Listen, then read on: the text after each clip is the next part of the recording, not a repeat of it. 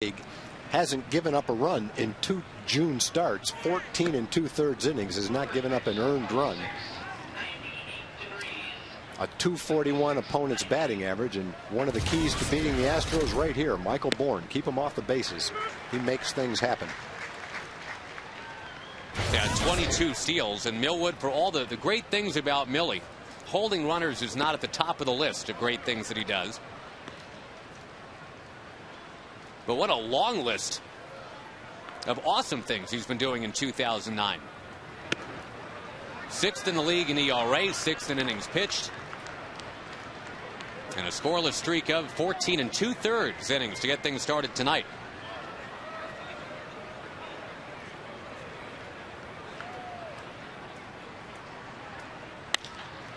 Little flare left center, and that's trouble.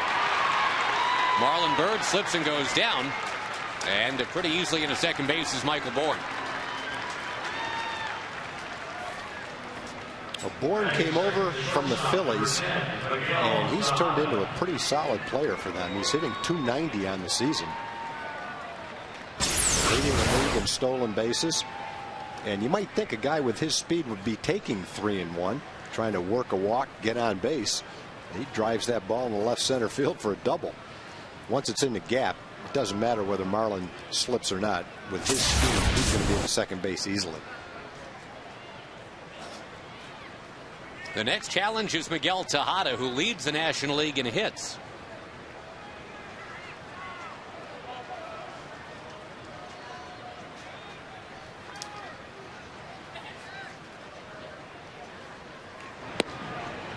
.98 degrees of game time, by the way. I know summer is still officially 5 days away, but folks, this is summer. When the Rangers played in Houston, the Astros were really struggling. They looked bad, but they're playing better now. They've got a good offensive team, especially when you factor in Bourne at the top of the order. But Tejada, Pence, Lee, Berkman, that's 4 really good hitters. Berkman was not swinging the bat well in Houston. In fact, he came up in a lot of critical situations, and the Rangers were able to get him out. He is hitting now.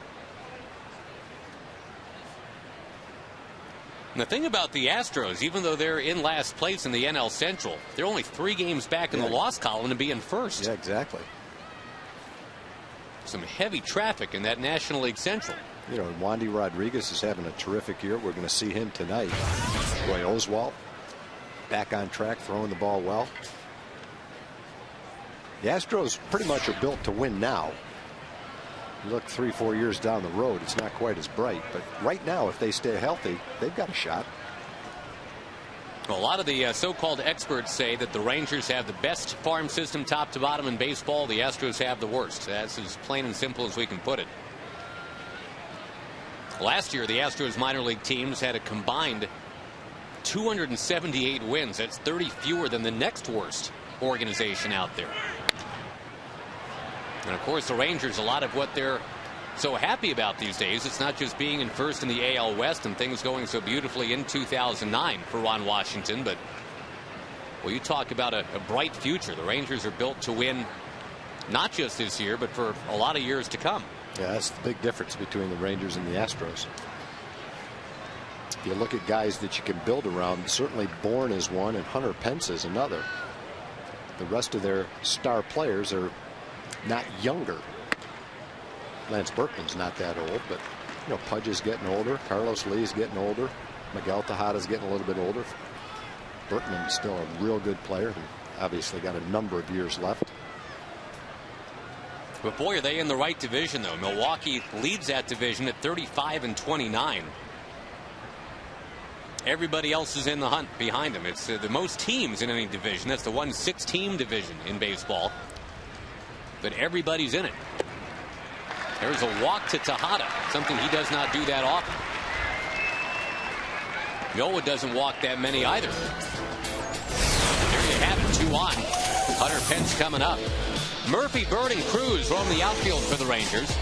Young, Andrews, Kinsler, and Davis in the infield. Jared Saltalamacchia is the catcher.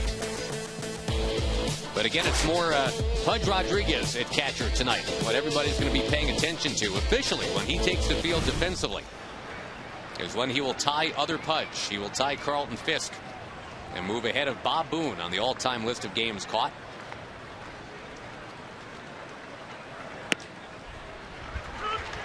Hunter Pence stands in here. He grew up about 5 miles from this ballpark, not even.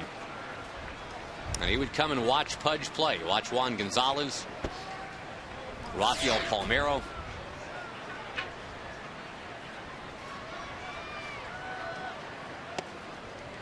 As a matter of fact, when he signed his Astros contract coming out of UTA, well, he did it right before one of these games. One of the Silver Boot games, the Rangers versus Astros. And he settled in as a fan to watch his future team, the Houston Astros, against the Rangers that night.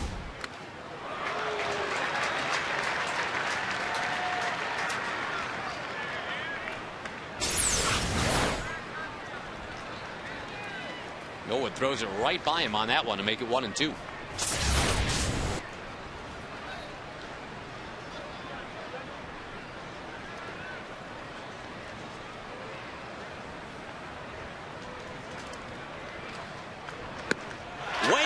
And there's the first out. That's an unusual at bat for Hunter Pence. Kevin got him to swing at a couple of pitches up and out of the strike zone. That worked for strike 2, so why not try it for strike 3? It's pretty much the same thing, only a little higher. I think that's just an at bat for Hunter where he's a little bit over anxious. He's not a big strikeout guy. In fact, he walks just about as much as he strikes out. Remember, it took Millwood until into the 8th inning to strike out his first batter in his last start, but nobody was complaining because he was working on the shutout the whole time.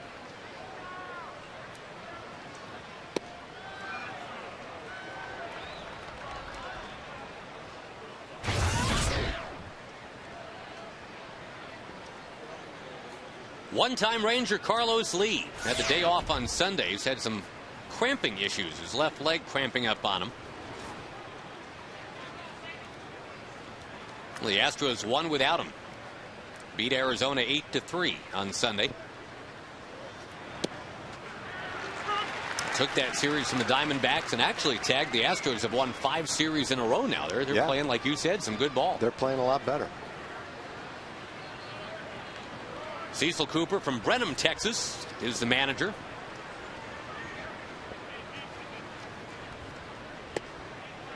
Lee takes on the outside edge.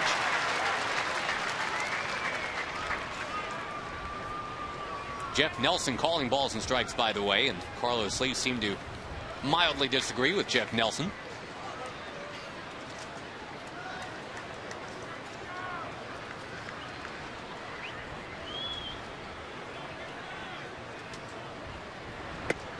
Bends him back. Lee is certainly a double play candidate if you can get him to hit the ball on the ground. And Millwood's been getting a lot of ground balls this year. As we talk about the Rangers and what they're asking their pitchers to do, pitch to contact, work deep into games, all that. I think Millwood stands at the head of the class.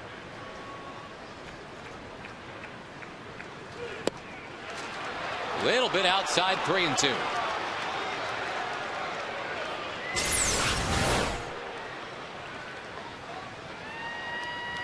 Close, but not a strike.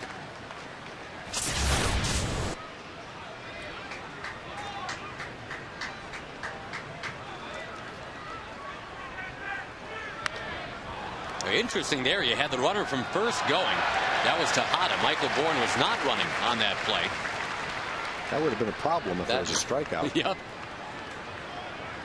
Tejada would have been looking at another gray jersey down there. That would have been funny. The throw comes to second. One slides in from one direction and the other slides in from the other direction. Tag one of them and you're in business.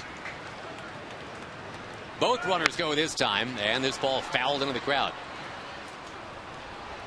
And unfortunately for Millwood, and I guess for his defense too, on this swelteringly hot night, it's a long first inning.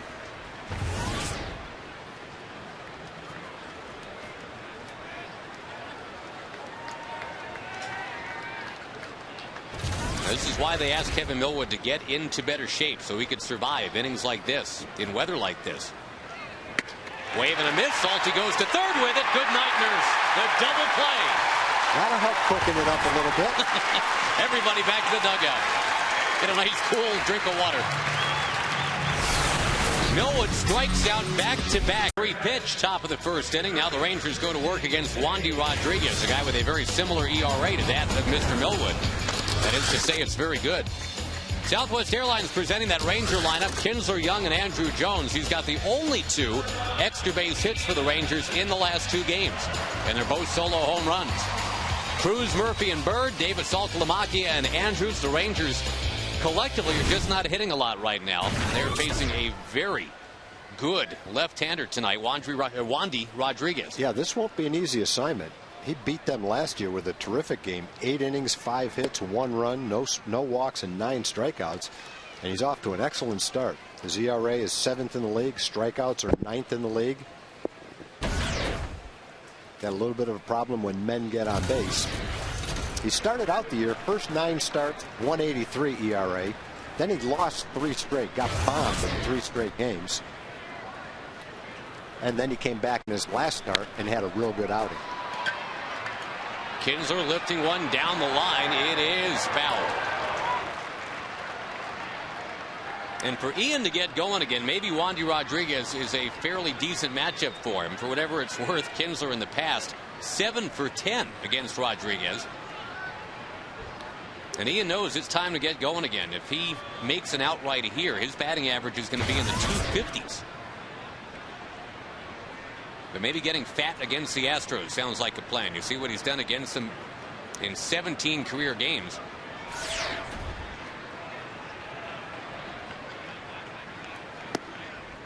Ian's in a 4 for 33 slump right now. Michael Young is 3 for 24. Andrew Jones bats third. He's got a 5 for 33. Nelly Cruz has got a 5 for 33. But there's Kinsler drilling it to left, and that'll get him going. Home run, Ian Kinsler.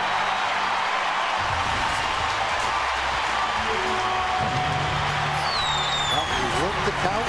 He got it to 3-1. Rodriguez doesn't walk many. Didn't want to walk him. But he threw the fastball down inside half of the plate. And he hit it all the way to the back of the seats. Beyond the scoreboard in left field. That was a real good pitch to Ian. 3-1. Yeah, look at that. Right That's in the center square. Center. That's not even touching the outline of the center square. Right on Paul Lynn's face right there. And sure enough, the tonic for what has been ailing Ian Kinsler. The sight of the Astros uniforms, the matchup against Wandy Rodriguez, and a nice fat meatball down the middle. Kinsler happy to take all that. And, I think that's the thing to keep in mind here, Tag. The Rangers have lost 8 of 13. And obviously they're not hitting even close to how they're capable of hitting. But they're still in first place by a couple games. And you figure things are only going to get better. Josh Hamilton will be back in 3 or 4 weeks, thereabouts. Kinsler, there's no way you figure Kinsler is going to keep sliding. Same for Michael Young.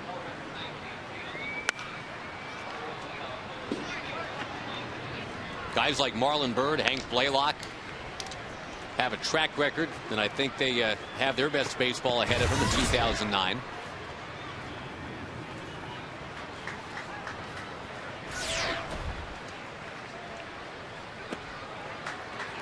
But it's been a weird homestand in that the Rangers have hit as a team only about 190. And normally they come back off a road trip to this ballpark and they just go off like fireworks.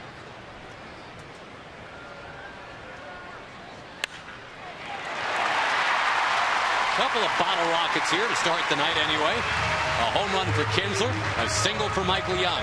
Yeah, I think the other thing to remember too, Josh, the 13 games you're talking about, New York, Boston, Toronto, and the Dodgers. That's, most people looked at the schedule and thought that would be the toughest part of the schedule. And while the Rangers didn't tear it up, they hung in there.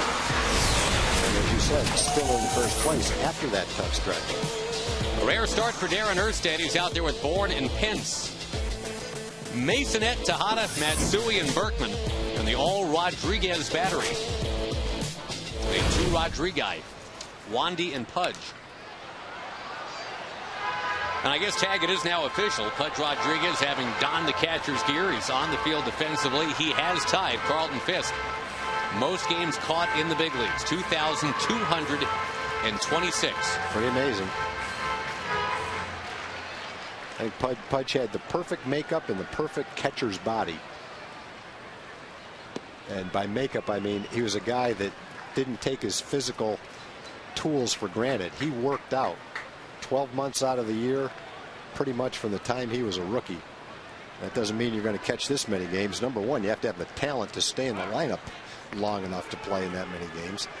And no matter how much you work out at that position, catching that many games for that long is pretty remarkable. But he gave himself a chance to do it because of the way he conditioned himself. So much of what he's accomplished in this game is accomplished as a Texas Ranger. Of those 22-26 for Pudge, 1,426 were here in the Metroplex. Almost the most games caught as a Texas Ranger ever. Jim Sundberg's got that designation, about a dozen more than Pudge. But I think the remarkable part of all that, Tag, you look at it, I mean, that's what, 750 games or so since he and the Rangers parted ways.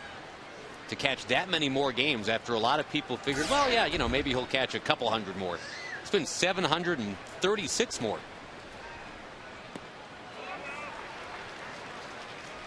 There's Jones with a check swing.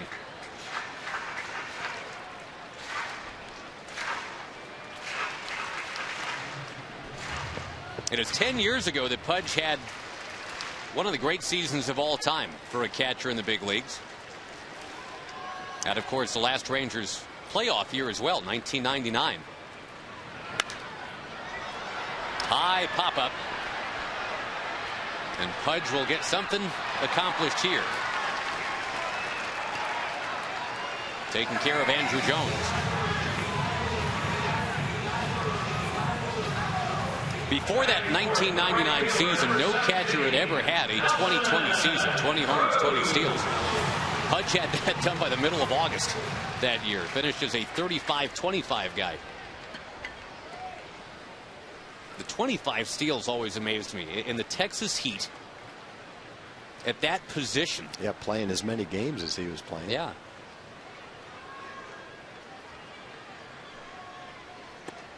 And there sure weren't a lot of catchers bombing away for 35 homers either. He was within one hit of a 200-hit season that year as well.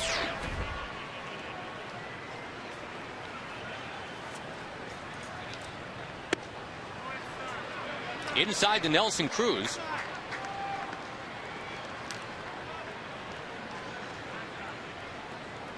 Well, Tag, we mentioned the Rangers' lead has shrunk. In fact, 2.5 games in the last 3 days. The Angels have made up ground. But the Angels are not getting healthier, as it turns out.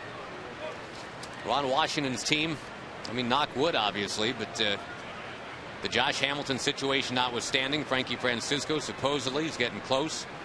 Willie Ayers is going off on a rehab assignment. Dustin Nippert, same story. But boy, the Angels having all kinds of issues right now. Vlad Guerrero has not been the same player this year. Scott Shields is undergoing the season-ending knee surgery. Got Kelvin Escobar back to the DL. Irvin Santana has been scratched from tonight's start. He's got forearm tightness. Went in for an MRI. Torrey Hunter just ran into a wall. He's going to miss a couple games. So I know the Angels are not exactly going to fade out of the picture, but boy, they're a bruised and battered bunch right now. Well, we've still got with Saunders, Lackey, and Weaver. They still have 3 battle-tested frontline starting pitchers that will keep you in a lot of games and win a lot of games. So you're right. They may not be at full strength, but they're still going to be a force. I'd like to see that. Nelson Cruz, very patient. Works the Rangers' first walk tonight. Brings up David Murphy. Rodriguez is 3-0 in 3 career starts against the Rangers. Mentioned the start last year. 8 innings, 5 hits, 1 run, no walks, and 9 strikeouts. And a really good changeup in that game. Hasn't established anything yet to get to the point where he's able to feature his changeup. Dewey Robinson is the Astros pitching coach.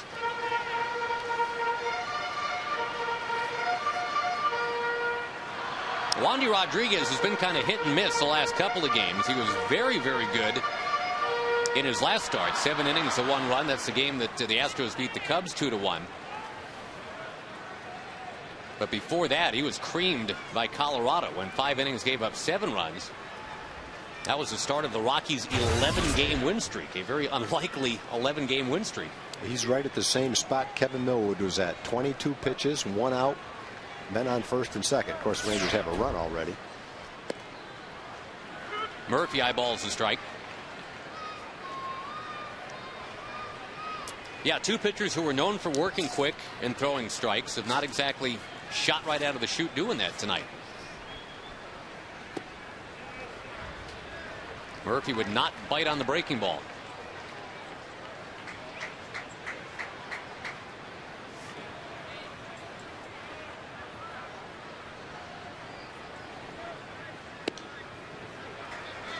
David, a Houston native. North of Houston, suburban Houston, Spring, Texas. Very much an Astros fan. Biggio, Bagwell, all those guys.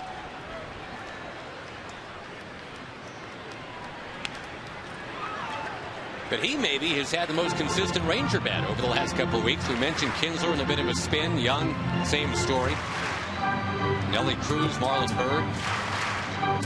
Again, all guys that are going to come around. You know that. But kind of staying above the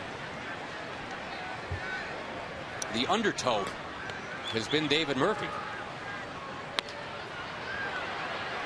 Looping that one near Masonette. Will reach out. And he did not get it.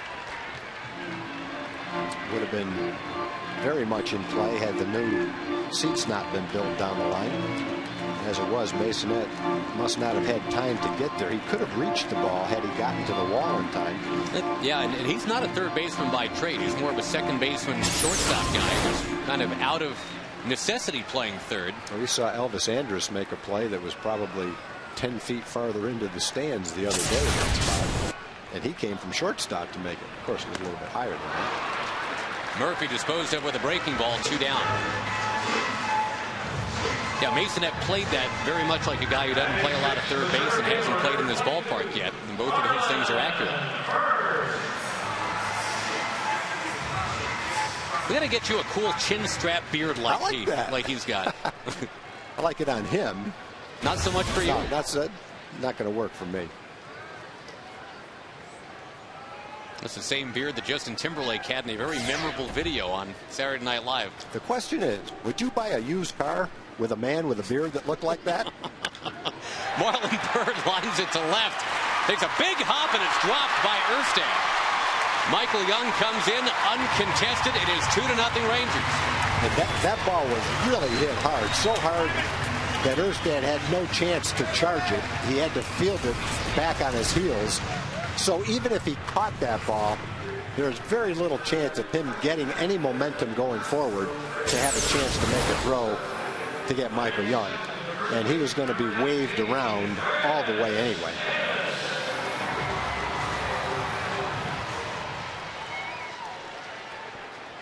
Yeah, Dave Anderson is pointing the way.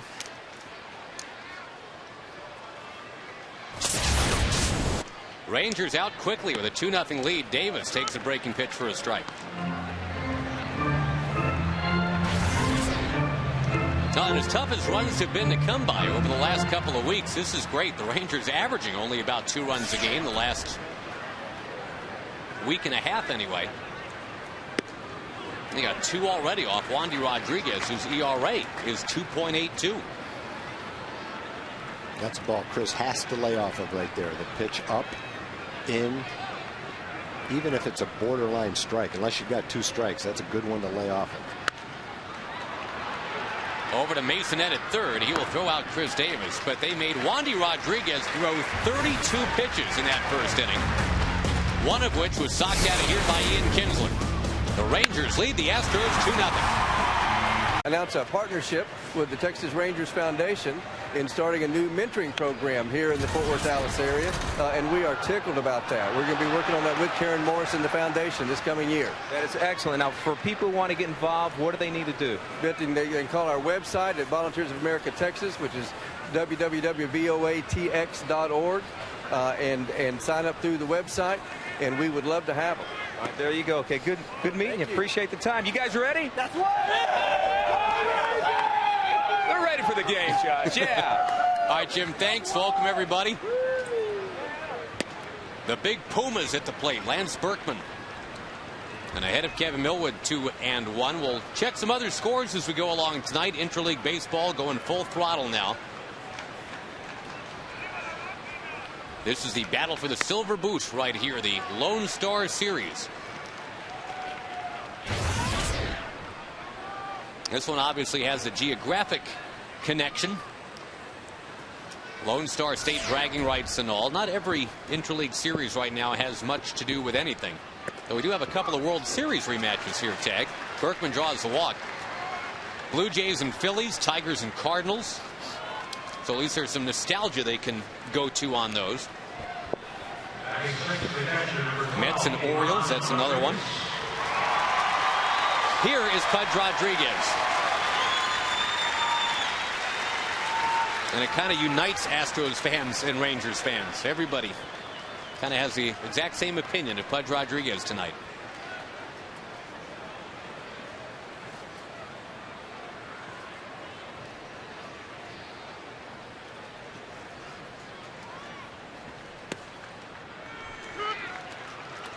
About a month ago, Pudge hit his 300th career home run.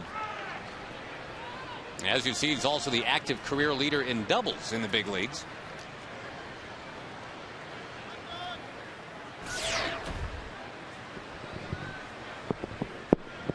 Remember, in his last at bat as a Texas Ranger, he hit one of those doubles that he would hit so often in this ballpark to right center his very last AB. Almost took it out of the yard, but up the alley into right center field, and I can't think of a better last at bat as a Ranger for Pudge to have than a double. That was some kind of game Pudge had that last game.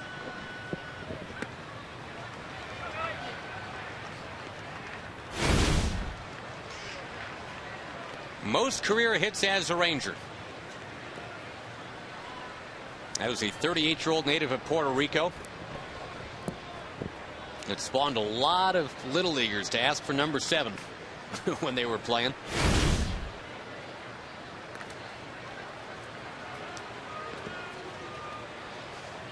Pudge won 10 of his 13 Gold Gloves as a Ranger and 10 of his 14 All-Star designations. He was representing Texas.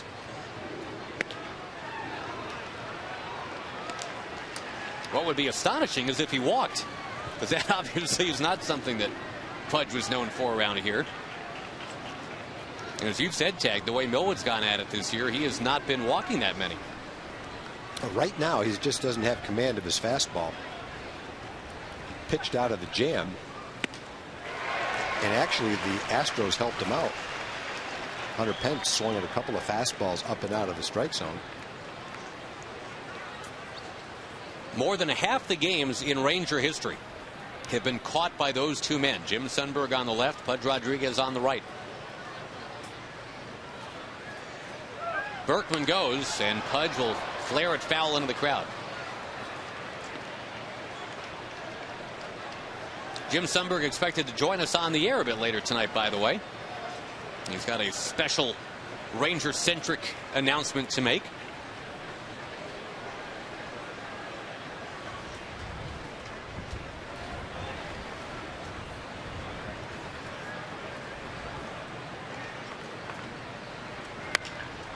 To right field, Nelson Cruz going back to the track to make the catch.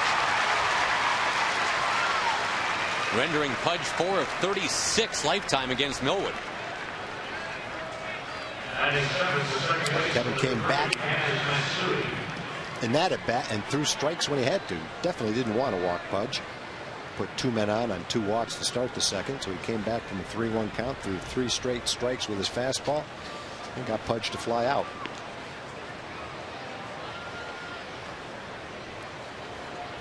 Couple of scores as promised. The Red Sox lead the Marlins tonight at Fenway 8-2. And David Ortiz, yes, he has homered, number 5. So maybe the wheels are starting to turn. Maybe Big Papi's starting to come back.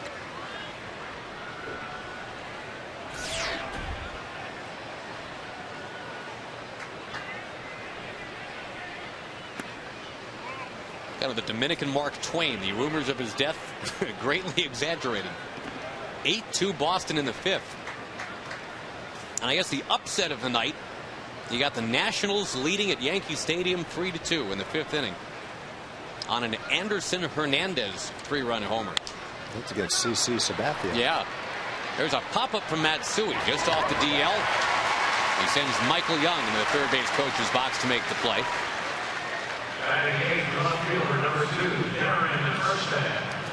The Royals lead the Diamondbacks 1-0 tonight. That is Gil Mesh on the mound for Kansas City. The Rangers will be playing those Diamondbacks next week. The next road trip is to San Francisco and Phoenix. The Cookie Lady and her husband Cal, Shirley Coast and Cal Coast, are going to be in San Francisco. She made a delicious batch of white chocolate chip with macadamia nuts tonight for everybody. Thank you, Shirley. See you in San Francisco. She can leave her cookies in San Francisco. 1 strike to Erstad. Well, she's been known to somehow make cookies on the road. I don't know how she does it, but somehow she does it. Hotel room with a microwave, maybe? Could be. Could be. There's one town we were in, she had a great big batch. They wouldn't let her bring them into the ballpark. They didn't know who they were dealing with. She snuck them in. That had to be the Vince Namoli era Tampa Bay Devil Rays. It might have been.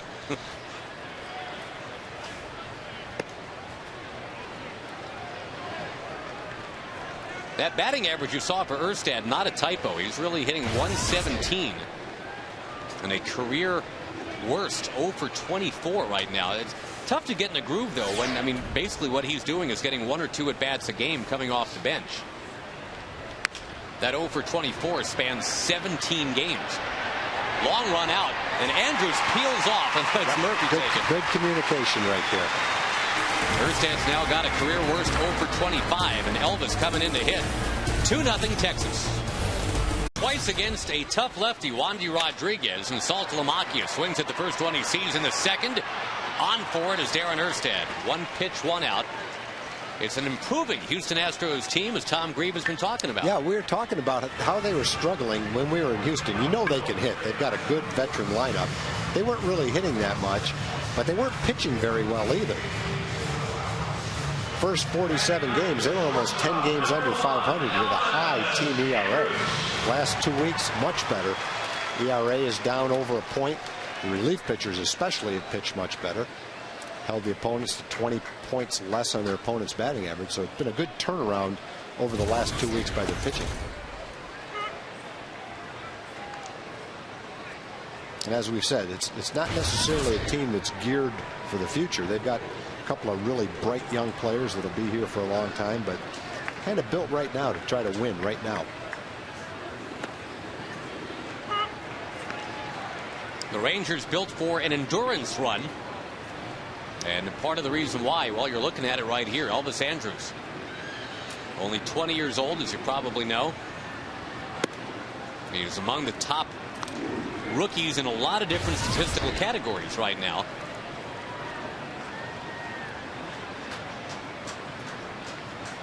He's actually got a higher batting average than Ian Kinsler at this moment. Yeah, although Kinsler now is going to bop back ahead of him by a point. Strikeout number 2 for Wandy Rodriguez. Good curveball. He's got good stuff. He's got a solid fastball. Kind of a straight fastball for a left-hand pitcher. Doesn't have a lot of that natural movement, but he's got a good changeup. And you just saw what kind of curveball he's got, too. And he's a pretty good strikeout pitcher. Almost a strikeout per inning. He's 9th in the National League with 9 strikeouts.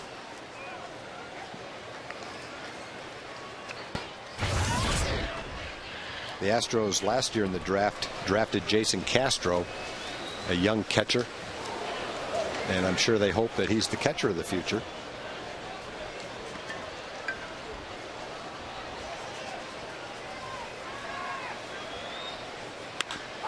Kinsler, who homered last time, is going to yank this one foul.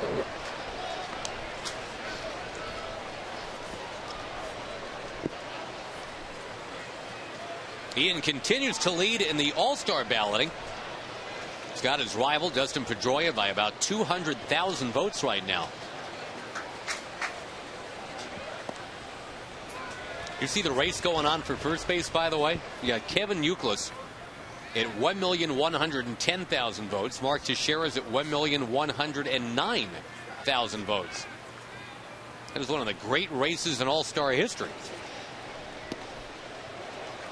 That is strike two to Kinsler.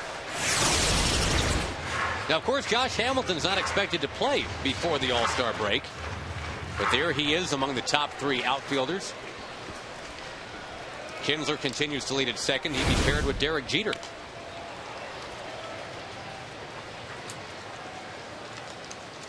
That kind of begs an interesting question. Let's say Josh Hamilton comes back, I don't know, around the 4th of July, July 7th, 8th. Yeah, pretty good place for a rehab start. Yeah, one in St. Louis. Wouldn't have to worry about facing minor league pitching. Kinsler crushes another one. Deep to left. Gone again!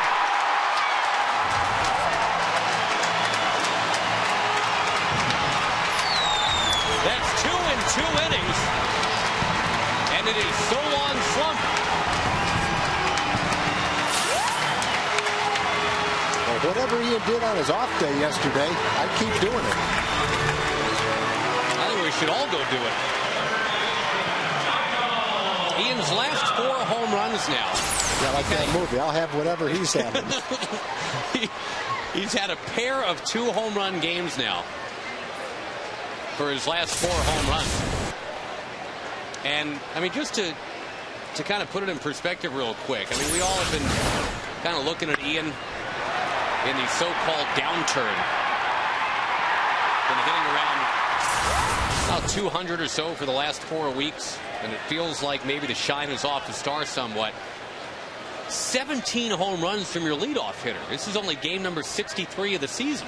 Yeah, I think the only reason people would look at Ian in that way is because he's much better than that. Even with the 17 home runs, he's not a 260 hitter. And he won't be a 260 hitter. He just has gone through a tough stretch. A lot of guys go through stretches like that. You just don't expect it with a guy like Ian, who doesn't strike out all that much, runs very well, and hits the ball as hard as he does. You don't expect him, you might go 4 for 25 or something like that, but not have it extend as long as it did.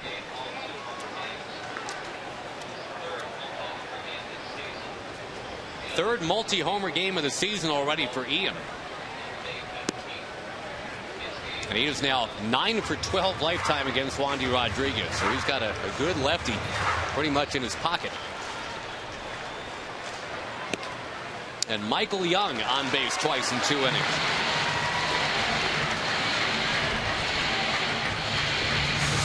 As we head towards the midpoint of the season, I suggest to you, Tag, this is a nice way to kind of hit the restart button. Kinsler and Young, we mentioned right off the top, kind of together. The last couple of weeks have been in a downturn offensively, but tonight they've been up 4 times. They've been on base 4 times. And if they're both in a downturn together, what it means is likely they'll be in a hot streak together too, because 2 good players don't stay cold that long, and 2 together definitely won't do that.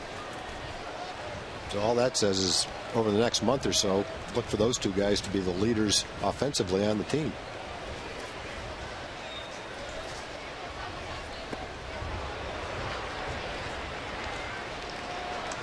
Jones down a couple strikes. He had a couple of home runs in that Dodgers series. And as we mused at the time, that's almost as many home runs against the Dodgers this year than he had for the Dodgers all of last year.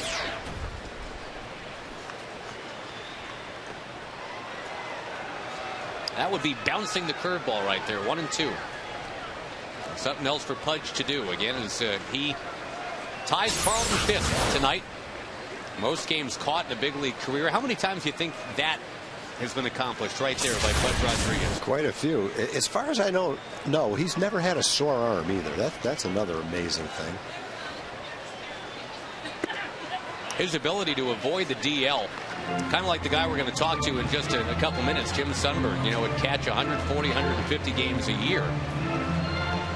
And again, I think Sonny averaged 150 for 10. I'm going to ask him this for over 10 years. I might be wrong on that. We'll ask him. Playing in cities where you can wilt in the heat, Kansas City and Arlington. Jones with a grounder to third. Masonette goes a short way to end the inning. We will hear from Jim Sundberg momentarily, but first we're going to show you Ian Kinsler. 2 home runs in 2 innings. 3-0 Rangers. Him catching Carlton Fisk. Most games caught all time in the history of the major leagues. But we're talking Ian Kinsler, too, off the top. One of the great second basemen, it would appear, in the history of this franchise. There's another great Rangers second baseman. It's going to be ushered into the Rangers Hall of Fame, we have just found out. And here to tell us all about it, Rangers Hall of Famer himself, Hall of Fame human being, soon to celebrate anniversary number 39, I believe, would be Mr. Jim Sundberg. 39, what right? 39? That's scary. Marriage, I'm talking. That's scary. Yeah. Wow. I can't believe she stayed with me that long. 39. Well, neither can the rest of us. You're doing something right, son. 39 years. Good to be with you guys. Great to be with you, Sonny. We want to hear from you about this year's Hall of Fame induction class, the 11th and 12th Rangers to get in to our Hall of Fame here. A couple of teammates of mine, of course, one of them with Tom Grieve as well, Toby Hara, longtime Ranger that influenced the organization in the 70s. Ruben Sierra came in the late 90s and into the late 80s and into the 90s, and we're glad to have both of those alumni, ex-Rangers, as part of the Rangers Hall of Fame. Now, the Hall of Fame induction itself is still about, what, 6 weeks away, I guess, or thereabouts. Yeah, it'll be the last part of July. I believe I need to look at a calendar here, and I can tell you. Grounder to short. And Masonette is out. It's that August 1st game against August Seattle, 1st. right? That's right. And Toby Hara really still pretty good position all-time rankings for the Texas Rangers. And I think when you look at Toby, his numbers have kind of stood the test of time. As you look at the Ranger numbers per decade from the 70s, 80s, 90s, and into the 2000s, you see a progression of offensive numbers, as most fans know. And back in the 70s, team ERAs used to be in the 3s. Now they're much higher than that. And even though the team ERAs were low in the 70s, Toby's numbers, really over time have proven to be pretty good. And Toby came up as a shortstop, then moved to third, and came back to the Rangers in '85 and did a great job as a second baseman. You know, Tom, he had 101 different types of batting approaches, and but second base, shortstop, third base, he made adjustments to play all 3 positions. But if anything, it was his different batting stances that we all were familiar with. So, in fact, I don't think anybody could hit a ball as for a right-handed hitter, hit it over the third base dugout here in Yankee Stadium, hitting a ball off the wall. And Pinello hurting himself. I believe that would be an inside the park home run. It turned out to be an inside the park home run. He and Bump had back-to-back inside the park home runs. Lou Piniella shows you a very different face these days in Chicago. He ended up being okay. Toby Hara racing all the way around. 3-2, meantime, the count to Bourne. Rangers on top 3-0. Chatting with Jim Sundberg, Senior Executive Vice President for the Rangers, and down goes Michael Bourne. Well, that's a good sign if that pitch is coming back for Kevin. He early in the game wasn't locating his fastball the way he would like to, but that time he throws the one that starts off a little inside and comes back and catches the inside corner. Bourne thought it was a ball. That's how much movement it had, and it was all the way in the rectangle. Good pitch by Kevin. Keep him off base. Sonny, we haven't had a chance to really discuss Ruben Sierra yet, so I want to give you the chance to do that. The other inductee, and the Rangers just drafted his son. Pretty cool. It really is, Josh. And you know, I think Ruben and Tom will tell you. In fact, I think it was Tom that drafted, probably brought Ruben. I was in the farm department when Ruben signed. Yeah, Dick Gernert and Orlando Gomez signed him as before the draft in Puerto Rico as a free agent. And when you say he was probably our first legitimate Latin all-star player. Yeah, he was. Remember. There's no doubt he was a star player. Miguel one of those Tejada. Guys that could do all 5 things you have to do as a player. Off of Millwood's hand, and boy, there's been a lot of that lately, but he made that play. It's a 1-2-3 inning. More with Jim Sundberg. Is that all right when we come back? All right, stay with us. It is 3-0 Rangers. 0 against Wandy Rodriguez and the Houston Astros. Pudge Rodriguez is the other guy we've been talking a lot about. All due respect to Wandy, but Pudge is in the house, and he has tied the other Pudge, Carlton Fisk, for most games caught in a big league career. For a while, Jim Sundberg was top 3 on that list. Sonny is in the booth with us right now, and I'm interested to get your take, Sonny, on the longevity of any catcher in the big leagues, but certainly a guy like Pudge. It must be pretty weird to see him doing this here tonight. You know, it's a great feat to be able to catch that many games. It's a sign of durability, reliability, consistency, and I'm not sure if anybody appreciates as much as the 6 of us at the top of the list. And that one, a big hop over there at third for Masonette. Nelly Cruz is out. Barely. Berkman came down on the bag. Sorry, Sonny. Well, I don't think, you know, most games caught is something on the minds of a lot of people year in and year out, like the MVP or an all-star game or something of that nature. But for catchers who have had longevity, it ends up being very important. Carlton Fisk, Bob Boone, Gary Carter, Tony Pena, and of course Ivan and myself. I mean, all have 5 of us played at the same time, and Ivan has kind of been by himself in that category over the last 18 years or so. We're talking about Pudge and how much he worked out in the offseason. Back when you caught all those games, what did you do in the what was a typical off season for you? Did you work out 12 months out of the year? We actually worked. I know. Well, I know I did. I worked for Dr. Pepper in the off season. Murphy hits one high and deep, right center field. That ball gone. David Murphy hits it out.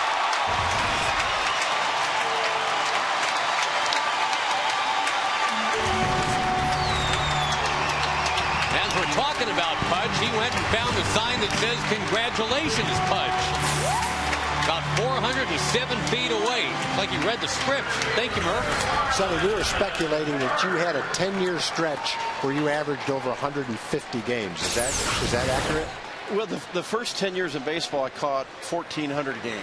So I'd say close to over 140. I still hold the American League record for most games in a season, which is 155. So there was one season there that there was a lot of games, but it was also my worst offensive season in baseball. So with the game load comes a toll offensively.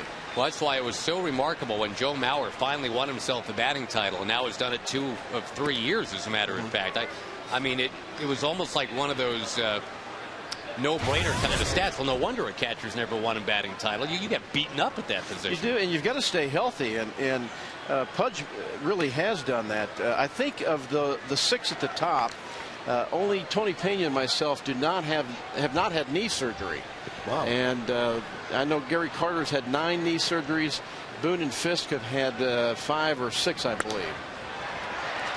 Bird with a pop-up, and there's Pudge going into action. How many times did you catch a doubleheader? We used to catch double hitters all the time. That was just kind of a routine. You were the starting catcher. You caught both games. That was it, and it wasn't too much problem catching the double hitter. Is how you felt the next day. Yeah, I can imagine. You felt pretty beat up, but the heat was an element you just got used to. I always thought that it was by the 5th inning, it was cool and nice. Marlon Byrd sends one in the air. Michael Bourne is tracking it. How much weight would you lose during a doubleheader? I mean, did you step on a scale before and after? Well, you generally could lose 4 or 5 pounds of fluid, but you try to replenish that. I think if anything, what I found out is really taking care of yourself, getting enough rest, and eating well, drinking well, and doing those kinds of things. And I think Pudge has done that as well. In fact, after the first 2 years, I stopped playing golf. During the day, because it was too hot to play golf. And of course, I had not played golf before my big league career, and thought I could do that and as a relaxing event, and it really wasn't. It ended up being too taxing. What about the ideal? A lot of people think Pudge has the ideal size for a catcher to have longevity. Do you think, and you weren't 6'4" and 180 pounds, tall and lanky, do you think you guys had the right kind of bodies to catch, or does it even matter? I think so. Pudge is slightly shorter than I, but his shoulders are wider. Tony Pena and I are about the same size, and Pudge is, I think, wider across the shoulders than both of us. You got Carlton Fisk, Bob Boone, Gary Carter, who were taller. Pretty big guys, yeah. They were big guys, and may have had something to do with some of their leg injuries that they had. Saltalamacchia is 6'4", almost 6'5", and that's the kind of guy that you say, wow, he's big to be a catcher. Joe Mauer, another guy. And Salty's done a great job behind the plate this year for his size. I think one of the criticisms last year is, will he be able to get down and block the ball? Will his feet be quick enough to be able to respond to the ball in the dirt? And he worked hard over the offseason, and when he's in spring training, a tremendous job, and has carried over. Davis takes a called third strike, and that sadly ends our time with the great Jim Sundberg. But Sonny, thank you for coming in, letting us know about the Hall of Fame. Thank you, Sonny. All right. Toby Harrah and Ruben Sierra. We'll show you some Ruben Sierra go on a break. They are Houston Astros 4-zip. We go to Jim Knox.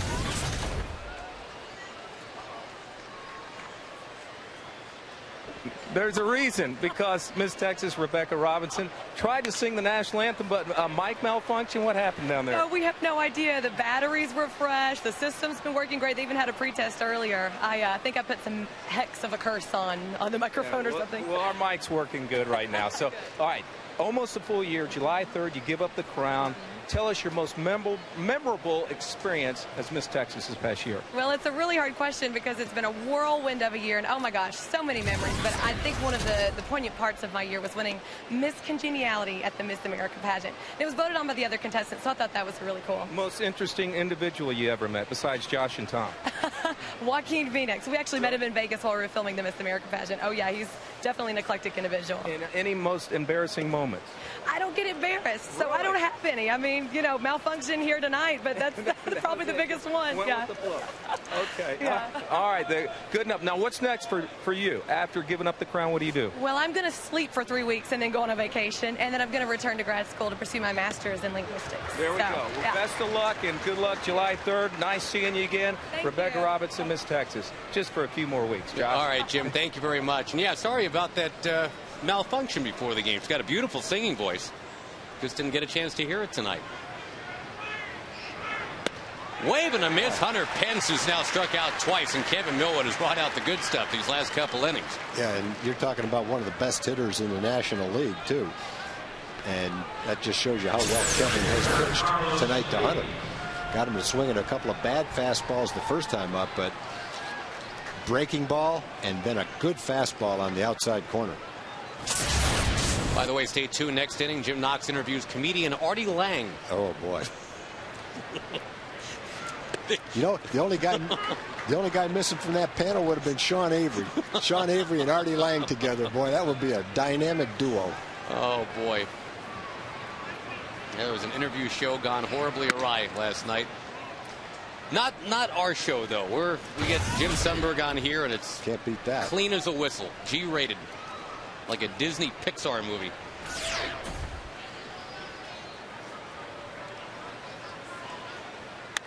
Carlos Lee will send one up in the air.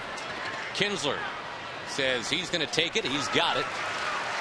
And Kevin Millwood is not allowed a base runner since walking Berkman to start the second inning. He hasn't allowed an earned run in June. He's had a 7-inning start, 7 2/3 in his first 2 June starts without giving up an earned run. And obviously, he hasn't given up one tonight.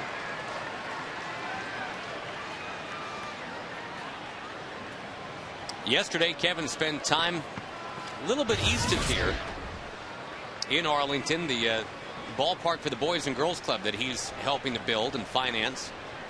With a ribbon cutting there yesterday over on Wind Terrace. And the Boys and Girls Club will start their baseball season next month. That's for kids 6 to 12, and Kevin putting his own time and money behind that project.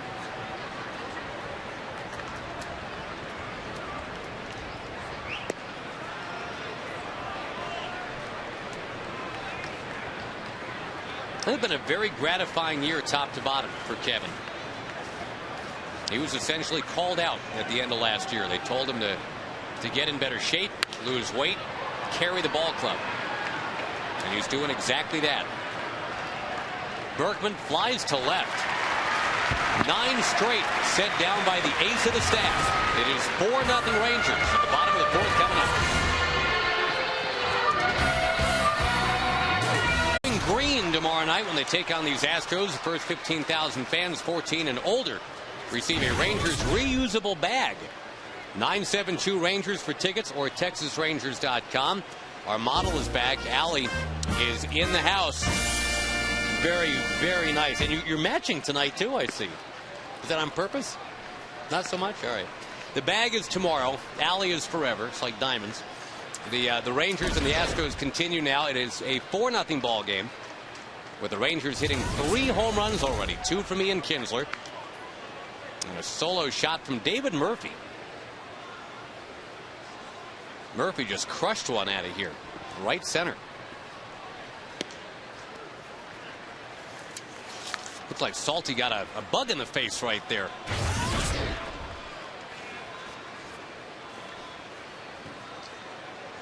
Reacted rather violently as he stepped out of the box.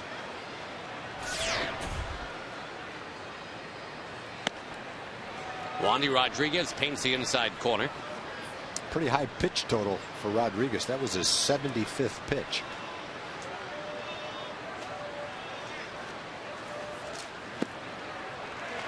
Well, a couple guys that don't walk a lot have walked already tonight. Nelson Cruz and Aljared Saltalamacchia. Elvis Andrews coming up next.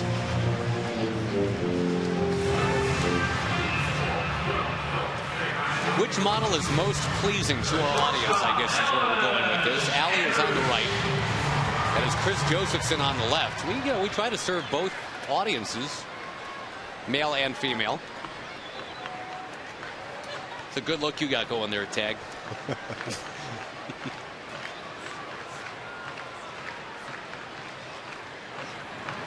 I'm gonna let the fans answer that one. I'm not going to answer that question. Could that be our email the booth? No, I can't. That's not a good email the booth topic. If you like the ladies, you like Allie. You know, if you like the gentlemen, you possibly like Chris. Although you are welcome to email the booth at any time. FoxSports.com. Keyword is email Rangers. Bouncing ball to short. Tejada to Matsui, and Elvis Andrews beats the return on the first. It's a fielder's choice, not a double play. And Salty did a good job of getting down there quickly. Matsui's not a big guy, but Salty is. Matsui couldn't get his footwork together to make that play. Matsui's had the bad hamstring. He's just come back to the lineup tonight. Get a good jump, go in hard.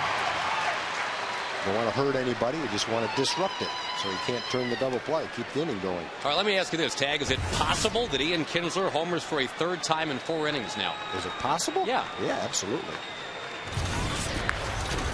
I mean, if I'm Wandy Rodriguez, don't I try something else? Don't I, like, throw it 4 inches off the plate outside now? Well, yeah, I'm sure he's going to try to pitch him a little differently, but there's one out. If you walk him right here, you've got Michael Young coming up after him with a couple of men on, and he's already thrown 78 pitches, so it's kind of a tough situation for Rodriguez. You've got a guy that's taken you deep twice. You don't want to give him a good pitch to hit, but if you end up walking him, now you got Michael coming up with a couple of men on. Those kids are smart. They know the score.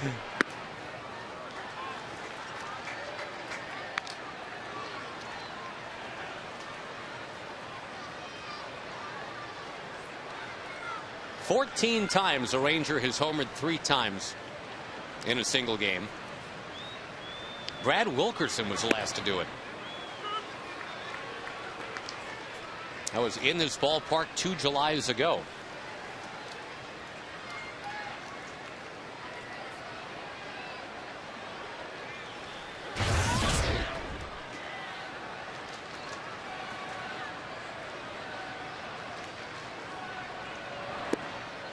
Down and in, 2-1 the count. The Rangers, it's almost like they had taken a little vacation from all the power hitting. About a week-long stretch where they just couldn't seem to get him out of the ballpark. You mentioned earlier, Tag, the opponent's pitching might have something to do with that. Yeah, I think it probably had a lot to do with it. A good fastball there, in on the fist. Got that one away from the middle of the plate. The first inning, a home run for Ian. And the second inning.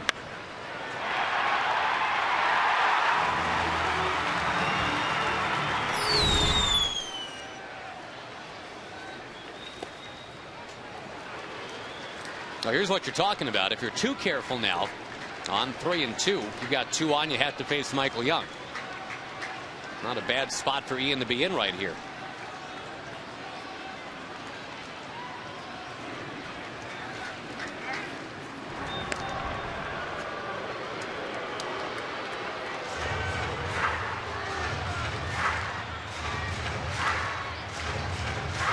Two runs in the first, 1 in the second, 1 in the third. And here are the Rangers batting in the fourth. Kinsler checks his swing. And it's going to be 2 on for Michael Young. 2 homers and a walk so far for Kinsler.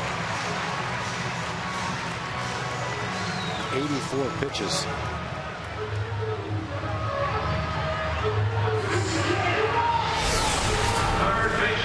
Michael Young, the interleague hit king.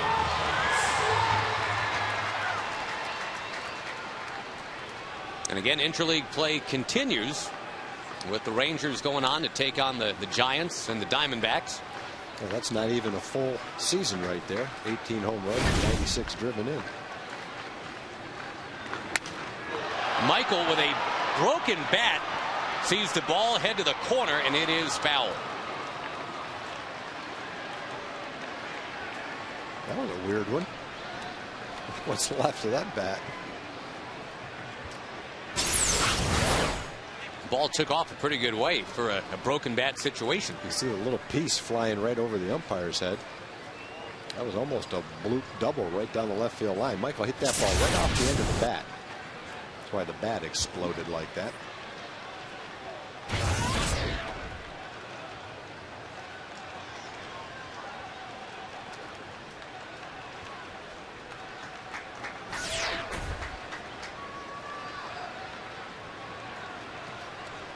Two on, just 1 out. Andrew Jones on deck.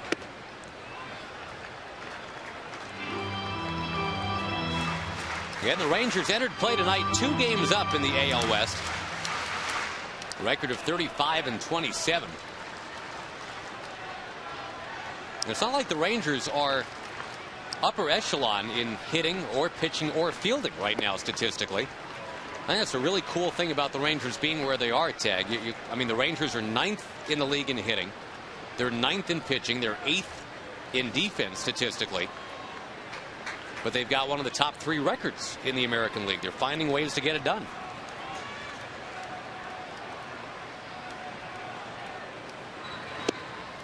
Yeah, I think sometimes the stats can be misleading. When you talk about the Rangers being 8th defensively. Yeah, they may have had some games where the defense didn't come together, but boy, there's been a lot of games where the defense has really been the key factor in the win. Yep. It's improved markedly from last year. Yeah. And a couple of really bad outings, high run totals. Soaring drive foul from Michael. Can skew an ERA too. So even though the stats say that, I think more often than not the Rangers have benefited this year from really good defense and solid pitching. And solid pitching, I mean, as we saw in 96, 98, and 99, it wasn't spectacular pitching. It was just solid, and the other parts of the game were excellent enough to carry it the rest of the way. Runners are going, and Michael swings and fouls it. The league ERA right now, Tag, is 4.44. The Rangers are at 4.48. So, you know, it's pretty much par for the course. Matt Harrison comes off the DL, and he'll get the start tomorrow. Vicente Padilla goes on Thursday.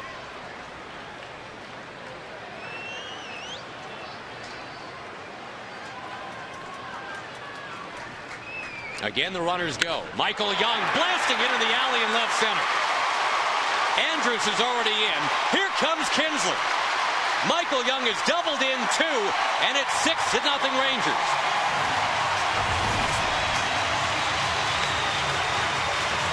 But the fact that Ron had the runners running made it possible for Ian to come all the way around. Not running on the play, then Bourne gets it in time. It would have been second and third. 20-second double for Michael. Good battle. Gets a curveball. Unfortunately for Rodriguez, that's another pitch that caught the middle of the plate. The Rangers just haven't let him get away with much when he makes that kind of a pitch. Still no one throwing in the Astros bullpen. And Rodriguez is up around 90 pitches. He only has 1 out in the 4th inning. That's a lot of pitches to jam into that short a period of time. Coming off an effort where he went 7 innings, allowed just 1 run. What a great sign tag that Kinsler and Young, 2 guys that we were just kind of waiting to reheat, have been up 6 times and on 6 times so far tonight. 2 walks, a single, a double, and 2 home runs between them. And this is, as you say, just the 4th inning. Well, the Astros, I haven't really followed what the Astros have done the last couple of days, but their bullpen must be toast for them not to have someone warming up right now. He's at 92 pitches, and he's only gotten 3 1/3 in. And that's a lot of pitches to jam into that short a period of time. I'm surprised they had the off day yesterday. Yeah, I'm shocked there's no one throwing right now. Pretty obvious that he doesn't have his good stuff tonight. Everything he throws that catches the plate, the Rangers are hammering, and he's already walked 4 guys in the game.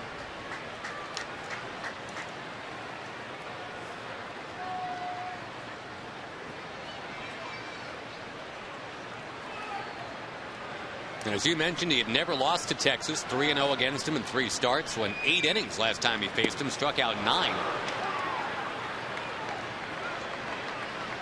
The Rangers have him figured out tonight.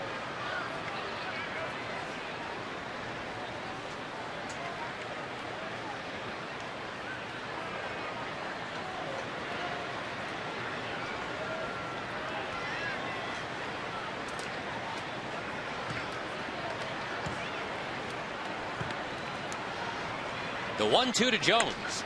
Off the end of the bat. Into shallow center field for Tejada.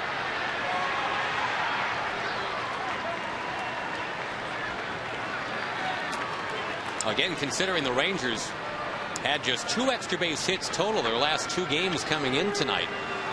Already they've got the 3 home runs. The double for Michael Young.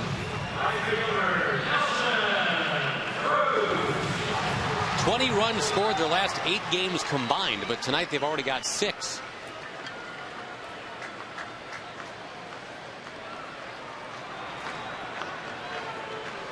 Looky here, the intentional pass to get to David Murphy. Murphy hit a ball 420 feet last time for a home run. Rodriguez has been stingy with his base hits this year. Coming into the game, opponents have hit 258.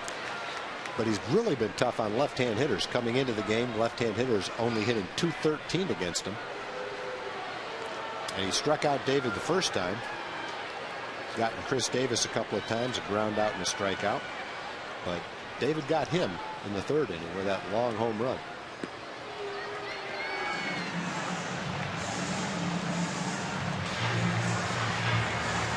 And a confidence boost, I'm sure, for David as well. He has not been hitting lefties this year nearly as well as he's been hitting righties. Last time up, lefty on lefty. That happened.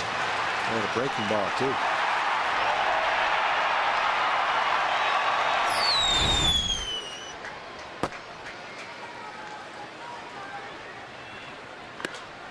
Well, trying to do it again. Fastball that time, though. It's 0-1.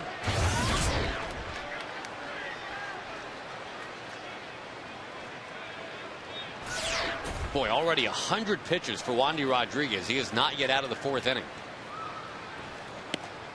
Not the kind of night you want to be out there for a long time either. I can't imagine he's going to go back out for the 5th inning. But as of right now, there's no one throwing in the bullpen. Unless they're throwing somewhere we can't see him. Third one was a charm last time for Murphy.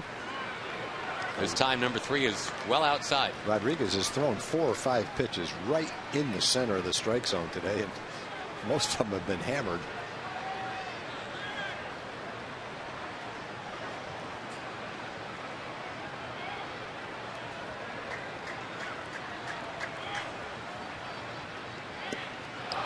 Well, the move to intentionally walk Cruz does pay off for Sousa Cooper. The strikeout by Murphy ends the inning, but the Rangers score a couple more on the Michael Young base hit. It is 6-0 at the end of 4. Undoubled. Before Pudge steps in, let's go to Jim Knox. All right, Josh, we got a Texas Ranger fan, an Astro fan. These guys are big buddies in San Marcos. Is that right? Yes, sir. What's your name? Josh Rowe. Josh Rowe. You? Travis Moult. Trav, what do you do in San Marcos? I'm a rodeo clown. All right, and you? I thought I was the clown. You were the bull rider. Right, I'm the bull rider. I'm the clown. All right, there we go. What do we got going on this game, huh? A friendly wager? Yeah, we have a friendly wager. You know, it's pretty good. Hold that thought. Well, Pudge Rodriguez, we've been talking about him all night. A triumphant return to Arlington. And he'll get an ovation here. Kevin Millwood gives up the homer. But listen to this ovation for Pudge.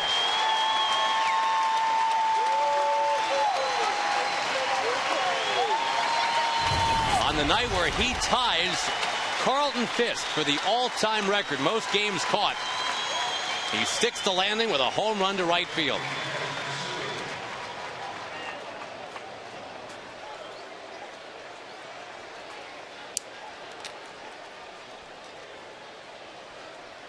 The Rangers have just signed Ruben Sierra's son. Pudge's son, Derek, is going to be a junior in high school next year. He's a lot taller than Pudge. He's over 6 feet tall and a terrific high school center fielder. So wouldn't that be something if a couple years from now the Rangers ended up drafting and signing Pudge's son as well? Wow. Well, you know what? I mean, in terms of how you'd want to script a night like tonight, you don't want it to be the kind of night where Pudge totally steals the show and, say, beats Kevin Millwood this evening. But given a 6-0 lead, that's not bad, right? Let Pudge do something tonight on his night. But it doesn't look like a game changer at this point. It's still 6-1. And the first hit that the Astros have since Michael Bourne led off the game with a double.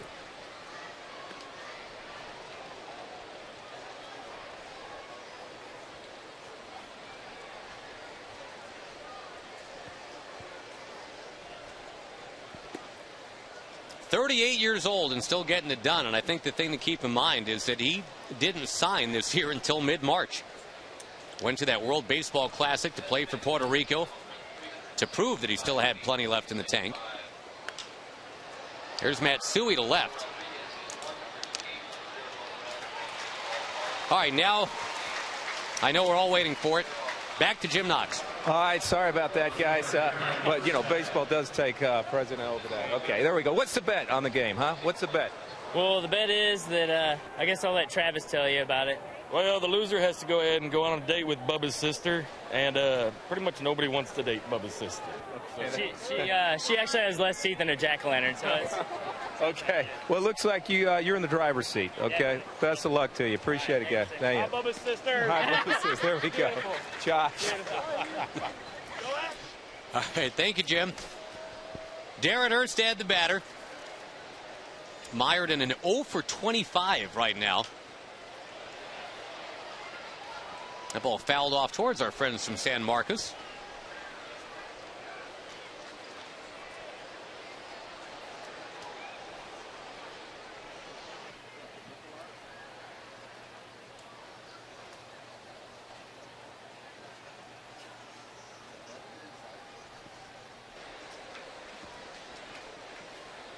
Getting a lot of emails tonight, Tag, asking you to essentially be Uncle Tag. Uncle Tag? And just tell us some Pudge Rodriguez stories. Because, you know, again, it's kind of his... We can do that.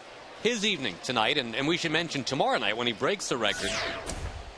Maybe that's more, I don't want to say appropriate, but I mean that's kind of the more celebratory of the nights. He's tying Carlton Fisk tonight, but hammered over to first. Nice play by Davis to take care of Erstad. I guess the one thing people do want to know and I'm getting a bunch of these emails tonight. Can you tell the story of how Pudge came to be nicknamed Pudge? Of course, he's Ivan Rodriguez. Yeah, that didn't happen when he got here. He was called Pudge before he ever got here. I'm not positive as to why he was called Pudge. If I had to guess, I'd say because of Carlton Fisk, but I don't really know that for sure. Louis Rosa was our Puerto Rican scout, and maybe one of the 2 or 3 greatest scouts in the history of baseball if you look at the players that he signed. He had a tryout camp and then conducted a tryout camp for Sandy Johnson, our scouting director, Doug Gassaway, another one of our scouts, and he had 10 or 12 players. And he liked a couple of other guys, and he kept pointing them out to Sandy, and Sandy was watching them in particular. And then Doug came over and said, hey, you got to watch this chubby little catcher. I just put a radar gun on the throw he threw to second base, and it was over 90 miles an hour. He's 16 years old, 15 or 16 years old. And so Sandy went over and watched Pudge and came back and said to Louis, we want to sign the catcher. And Louis said, no problem, senor, I'll sign him, but first I want you to look at these guys. And Sandy said to him, no, you don't understand. You won't sign anybody at this camp if you don't go sign Pudge Rodriguez right now. And so Louis Rosa went over and they worked out a deal. I think Pudge's dad was there, and they ended up signing Pudge. But Pudge wasn't even the guy that Louis liked the best at the tryout camp. Always had that arm, and then he went to spring training the next year. He was 17 years old. And we'll tell the rest of that story after the inning. Thank you, Paul Harvey. Good day. Good day. The home run by Pudge has busted up the shutout bid for Kevin Millwood. But the Rangers are in command tonight, 6-1. Carlton Fisk for most career games caught in the big leagues. Pudge Rodriguez returns to Arlington. Homers. But it's 6-1 Rangers, and they've already chased away Wandy Rodriguez. A Verizon call to the bullpen. Alberto Arias is summoned from that Astros bullpen. And boy, I know Wandy Rodriguez is the ace of the staff here this year for Houston Tag, but the Rangers just had his number tonight. They had his number. Every time he made a mistake, the Rangers hit it. He didn't get away with anything tonight. And he's a guy that has beaten the Rangers in all 3 of his starts. He's also a pitcher who loves to pitch at home in Houston. Not that he can't pitch on the road. He's just pitched much better at home than he has on the road. And tonight, he just got the Rangers on the wrong night. A night when he probably didn't have his best command, didn't throw the ball exactly where he wanted to. But at the same time, every time you make a mistake, you don't expect to give up a rope. And unfortunately for Rodriguez, that's what happened tonight. He's a much better pitcher than the way things turned out for him tonight. It was all 4s, 5s, and 6s in his box score line, and he threw 103 pitches to get through 4 innings. Yeah, that's a long night.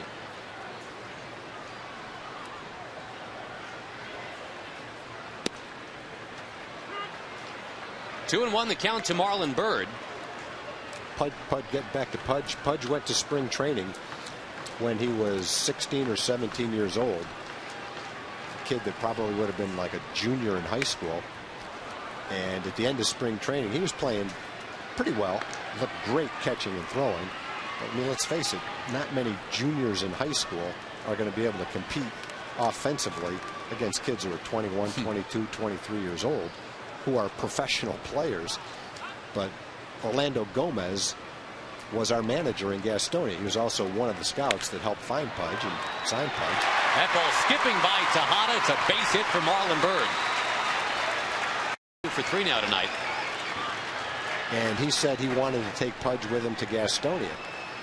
And we said to him, well, there's no way Pudge is going to Gastonia just to sit on the bench so you can babysit for him. We need to keep him here in extended spring training so he can play. Orlando said, no, you don't understand. I want to take him there to be my everyday catcher.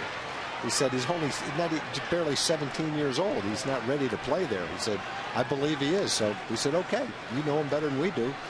And Pudge went to Gastonia that year when he was 17.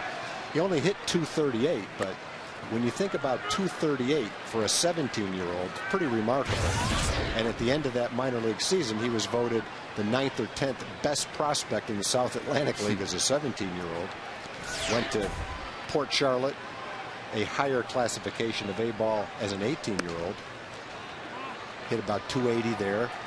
And then in just a partial season in Tulsa, probably a third of the season, when he was 19 years old, that's when the Rangers called him up to the big leagues, and he never looked back. We're coming up on the anniversary of that, June 20th, 1991. Hard to believe, 18 years ago coming up. As Davis fouls one back. In some aspects, it's a little bit of a parallel with Elvis Andrus. Maybe a year's difference in age, but both of them came out of Double-A. Both of them had great makeup. Both of them were terrific defensive players at premium positions.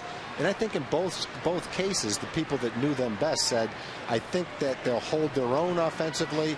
We're not exactly sure what they'll do offensively. And probably in both cases, each young player has performed better at that young age offensively than maybe people thought they would.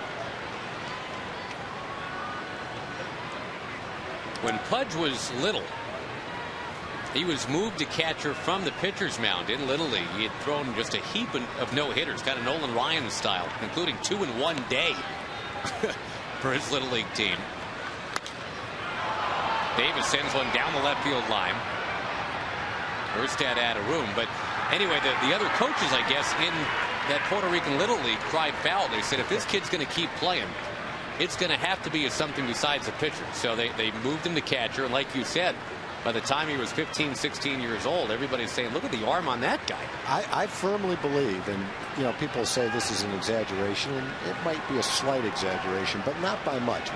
With his arm and his quickness, how quick his feet are, how good his hands are, that he could have been an all-star at any position on the field, except maybe first base. He might not be quite tall enough to play first base, but he could have played all 3 outfield positions. Center field might be a little bit of a stretch, but remember, he's a guy that stole 25 bases, so he could run for a catcher. But he could have played shortstop, he could have played second base. And one of my baseball fantasies has always been, it never happened, for Pudge to take the stuff off and come out and be the closer in the 9th inning, just to see how hard he could throw. I really think in his prime, his fastball would have been 96 to 98 miles an hour, and he could have been a closer. Nice scoop at first by Berkman, but Saltalamacchia is safe. Well, that's one thing that, well, I mean, actually, you hear it from a lot of guys, almost on their baseball bucket list. Before they retire, there's one thing they want to do. I wonder if Cecil Cooper would let Pudge pitch an inning. I doubt it. Well, maybe it's at the end of his career. Let's put it this way. The Rangers way back in the early 90s, late 80s, back then, probably would have let him do it. We got a pretty good track record of having let a star position player pitch. Didn't work out very well. But Jose Canseco's no Pudge Rodriguez. Yeah, and I've seen the other thing I've seen Pudge do. I've seen him take batting practice left-handed, and there's absolutely no doubt if he had tried to switch hit as a 17-year-old in the minor leagues that he would be a switch hitter today. You can't tell that he's not a left-hand hitter when he takes batting practice. I've seen him pitch. He's got a great windup and a great delivery, and he also has a curveball that he can throw. There's basically nothing on the field he can't do.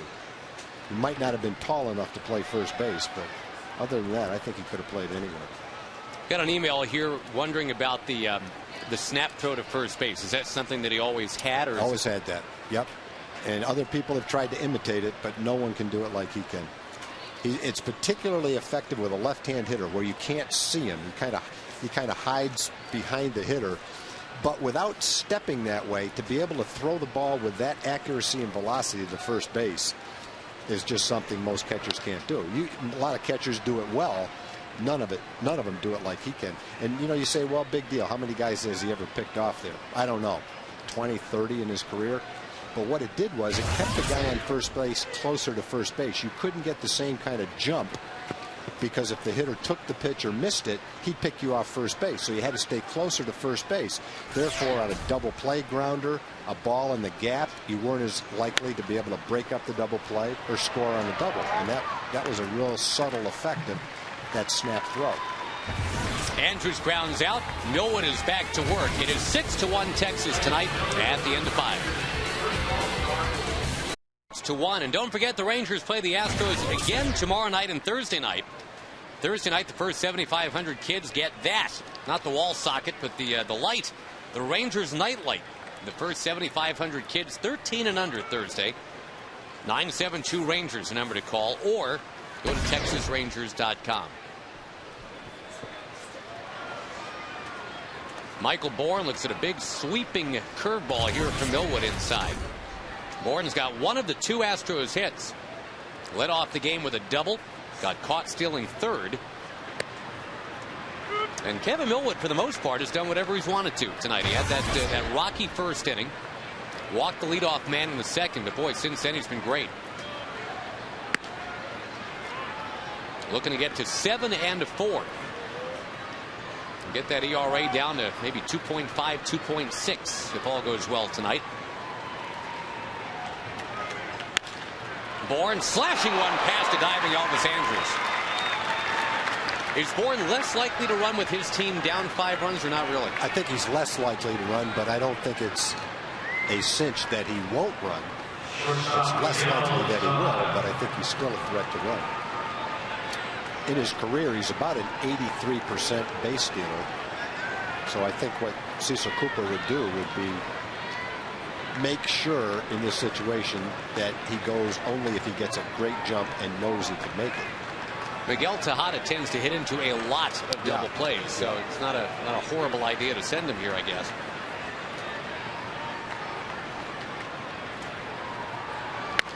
I think with really good base stealers in this situation, managers, maybe more so now than ever before, feel like, why not try to steal? Get another run. Make it 6-2 in the 6th inning. The John Blake peck-away theory? There you go. You took the words right out of my mouth. The John Blake peck-away theory, rather than wait for the Judy Johns Big Bang theory to bring back a couple of blasts from the past. There is a blast in the center for Tejada. So now here come the Astros. 2 on, nobody out. Hunter Pence, the Arlington native, will bat. Millwood has struck him out already twice tonight. And Tejada, we mentioned earlier, leads the National League in hits. But Tejada is also the toughest hitter in the National League to strike out. He only struck out 15 times this year. He's walked once tonight. That's only the 7th time all year he's walked. When he was with the Oakland A's, remember, we all read in Moneyball, Billy Beane called him Mr. Swing at Everything. Well, he's doing it this year, but he's also Mr. Contact. Carlos Lee's another guy. He's only struck out 18 times. Yeah. You know, 2 middle-of-the-order guys that they take big swings. So yeah. Big kind of power-hitting dudes. Kevin got Carlos first time up, a huge pitch of the game. Strike out, throw him out to get out of the 2nd inning. Tied him up right there, 1-1.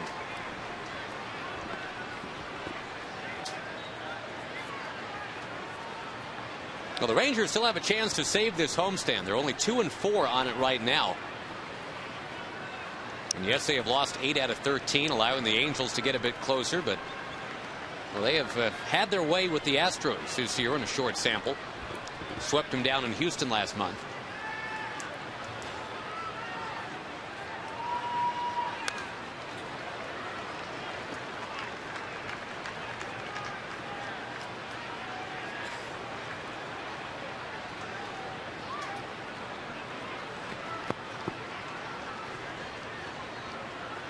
Checking the out-of-town scoreboard, the Mets will take a 6-2 lead into the bottom of the 9th in Baltimore tonight.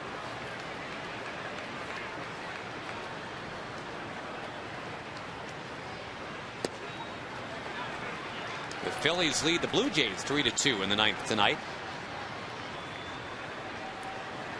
Brewers have a 5-3 lead on the Indians in the 8th inning. They played a wild game yesterday, a 14-12 game, those two teams. Mark DeRosa has hit his 13th home run for Cleveland.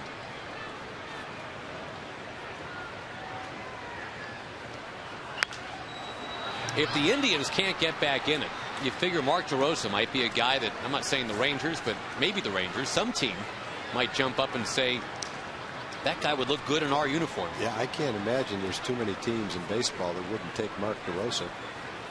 You may not need a third baseman. You may not need a shortstop. You may not need a second baseman. But there's so many positions he can play. Sooner or later, you'll find a position he can play for you, because he can play first, he can play the outfield.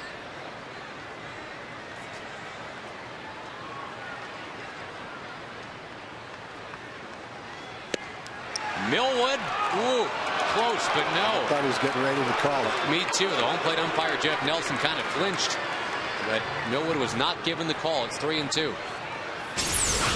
Let's see where it was. Didn't quite come back all the way. It was close. You can see number 6 very close to the corner, but not quite there. Bouncing ball, second base, Kinsler. Andrews. And that's it. Pence just runs so well for a big guy. Not a double play. First and third, one down. Yeah, it wasn't an extremely hard hit ball. And to get someone who runs that fast and hustles like he does, it has to be a little bit harder hit, also maybe a little bit closer to second base. So cost from Ian to Elvis isn't quite as big.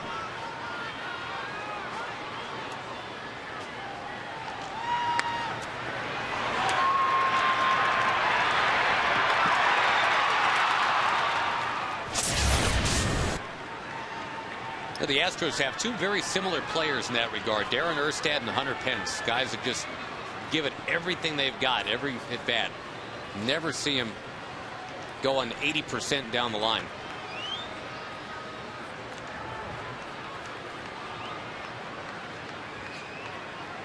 Jason Jennings getting ready in the Ranger bullpen. Millwood's pitch count on a hot night is at 95.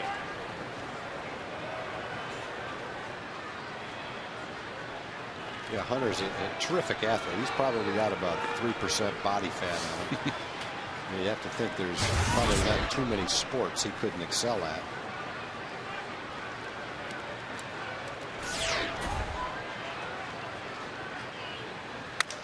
Busted bat.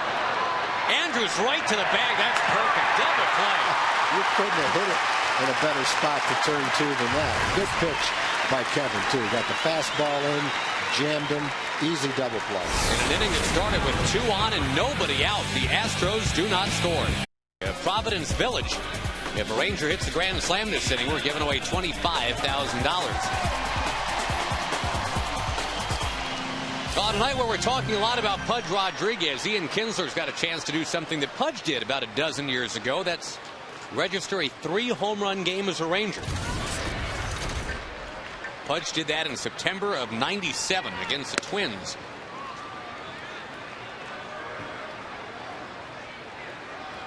Ian with a homer in the first, a homer in the second, then he walked in the fourth. He has scored 3 runs already tonight. Fans are excited. Yeah. He hit it in the air. They thought number 3 coming. Not to be. The fly out to center, bringing up Michael Young. Back to the out-of-town scoreboard. Mentioned the Mets lead the Orioles late. Phillies lead the Blue Jays late. Bad day for the American League. Yeah, the Indians getting whomped on by the Brewers 7-3. Cardinals 9-0 on the Tigers now in the 5th. Oh, that was Justin Verlander, too. Ew. All right, though, the Yankees are beating Washington.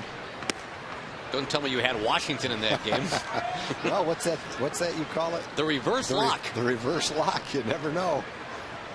It looks so bad one way, it's just got to go the other way.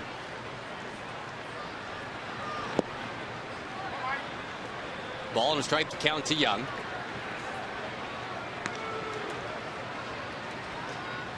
Right here, the Rangers trying to reverse some of their recent fortunes. They've got a 6-1 lead in the bottom of the 6th inning. And again, a great sign that 2 of the guys that have always carried this team over the last few years, Kinsler and Young, kind of blasting out of slumps tonight.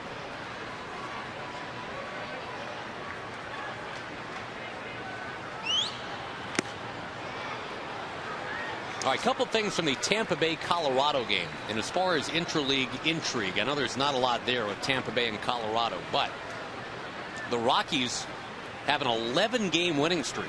Wow. Tampa Bay's crushing them tonight. 7-1. Michael takes a call, 3rd strike. There is a Tampa Bay Ray, Mr. Grieve, that is now homered in 4 consecutive games. Ben Zobrist. Not Ben Zobrist. Would you believe Gabe Kaplan? Wow. Homers in 4 straight games. This dude was retired as of a year and a half ago. He was coaching. Well, there's a lot of players I like in baseball, but I couldn't pick a better one to have been able to do that in 4 straight games than Gabe. I don't know any place he's ever been where people wouldn't say he's one of their favorite players. Hot shot stabbed at second base by Matsui. What a play to get Andrew Jones. It's a nice, quick, easy inning for the Houston Astros. They probably needed one of those. Rangers 6, Astros 1 in the battle for the silver boot. But Ian Kinsler has stolen the show. Couple of home runs for Ian. David Murphy has hit one out as well, and Kevin Millwood is just cruising along right now, leading 6-1. Warm night here in Arlington, obviously. We had 98 degrees at game time.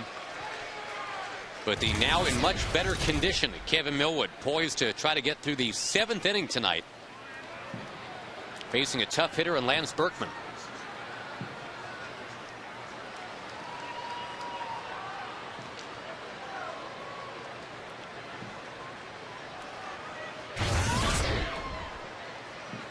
All the attention being paid around baseball to the lack of complete games, pitchers on pitch counts.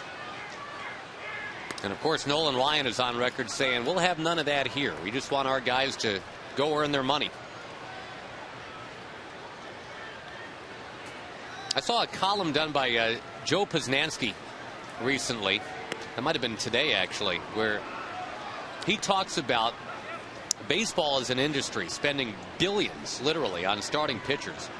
CC Sabathia, $161 million. Santana, $137. On and on. And he asked the question, is it not too much to ask that these guys go out and give you innings if you're going to spend all that money on them? Berkman draws the walk to open the 7th. Yeah, that's a good way to look at it. The other way to look at it is because you're paying him so much, you don't want to take a chance that he gets hurt, and so you don't let him do it. It's kind of a catch-22. Joe points out that Nolan Ryan threw 26 complete games in back-to-back years. 73 and 74 seasons. He threw 300 innings each of those years. And pitch counts were kind of spotty back then. Who knows what the pitch count could have been. Well, they figure, though. I mean, especially the year that he struck out 383, which is the modern record for strikeouts in a season. He almost had to have averaged 140 pitches a game to get that done. Yeah, that's probably low. And the one year that Nolan Ryan was put on a pitch count, 1987, he hated that. Hal Lanier did that to him with the Astros in '87. That's the year that he won only 9 games, and he swore nobody's ever going to put me on a pitch count again. Inside to Pudge. Bobby Valentine used to worry about that every time Nolan went out. He knew how much Nolan hated to come out of a game, yet at the same time he was trying to do what was best not only for the team but in his mind for Nolan. He didn't want him to go out there and throw 140 or 150 pitches. And I think eventually they kind of came to an agreement on the best way to handle it. Wave and a miss by Pudge. And, Nolan actually led the league in ERA that year, but the fact that he only had 9 wins just killed him. There's another pitcher that did that one year. 9 wins ERA championship. Kevin Millwood. That's right, with the Cleveland Indians. Yeah. What was he, 9-11? 9-11. Pudge with a bouncing ball past the mound. Andrews flip to Kinsler, guns it to first base, not in time. Pudge will be your base runner now. That's the second ball that's hit Kevin off the hand. That one hit him harder than the first one. It's almost, you're right, it's almost a daily thing with Kevin that a ball's going to hit him in the hand. And we explain it every time. What happens is when Kevin follows through, his right arm takes his body slightly toward first base, and his back is kind of to third base, which makes it very difficult to field the ball hit right back up the middle with his glove. But he can reach for it with his hand, and he knows he doesn't want to hurt his hand, but it's almost a reflex action. You're trying to win, you see the ball, you try to catch it. And this is the second time today that that's happened. Jamie Reed, the Ranger trainer, who just celebrated the big 5-0, by the way, yesterday. Happy birthday, Jamie. He's out there to chat with Millwood, make sure he's okay to continue.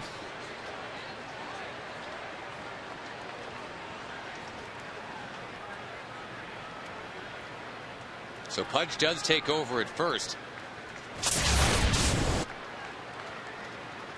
Let's check our Ford leaderboard regarding Pudge Rodriguez, where he ranks as far as being a Texas Ranger. Most hits, most doubles, yada yada. And again, as he is poised to break the all-time record for most games caught in the big leagues, it's very cool, very appropriate. He would do it here.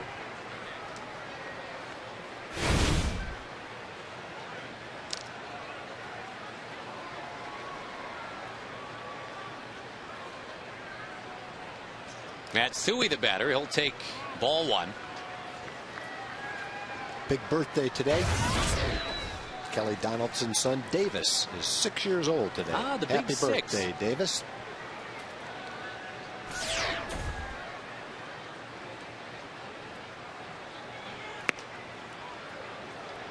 Millwood drops behind 2-0 to Matsui now.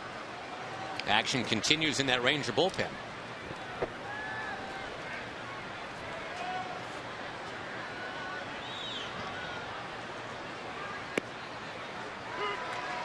Got one email about Pudge Rodriguez. One more here, Tag, I want to share. Sure. This is from Ranger fan Rusty, as in Greer. And this really is from Rusty. He says, when I go and talk to groups, they always ask me who the best player I ever played with. And my answer without hesitation is Pudge Rodriguez, for the exact reasons Tom just said. There is nothing on a baseball field he cannot do. Well, there, coming from Rusty, you got to give a lot of credence to that statement. In there to Matsui. Strike 3 called. Thanks for emailing, Rusty. You're also welcome to use your Twitter account, and you can tweet us. Just thought I'd throw that out there. It's not like Rusty didn't play with some great ball players either. Boy, no kidding.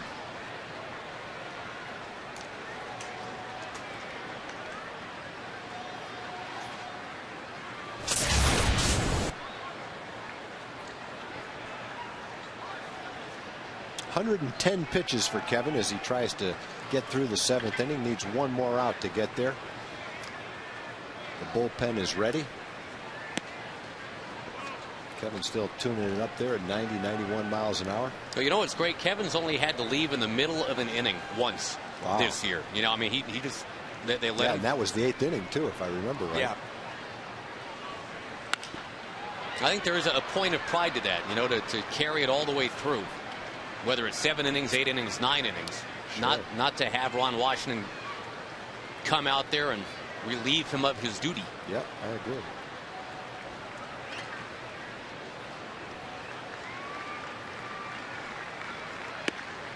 Millwood leads the major leagues in terms of pitches per start this year, and that's exactly what Nolan Ryan challenged him to be about in 2009. Kevin now averaging 111 pitches per start with what he's done tonight. Fly ball from Erstad towards center. And Kevin Millwood is now through 7. Got a 5-run lead tonight on the Houston Astros, 6-1 at the 7th inning stretch.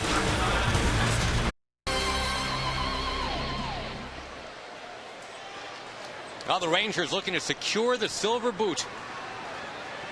And not to get too cocky about it quite yet. There's still a lot of baseball to go, but it's looking quite possible that the Rangers, for the 3rd year in a row, will take home the hardware, the bootware, the prize. You got it, the prize. The Rangers did win all 3 games in Houston last month. Now here are the Astros for 3 games in Arlington. 6-1 Texas as Nelly Cruz grounds to Tejada. 1 pitch, 1 out. Bottom 7. Good job by Alberto Arias. Gave up a hit to Marlon Byrd and the first batter he faced, and then it's been 7 up, 7 down with a couple strikeouts.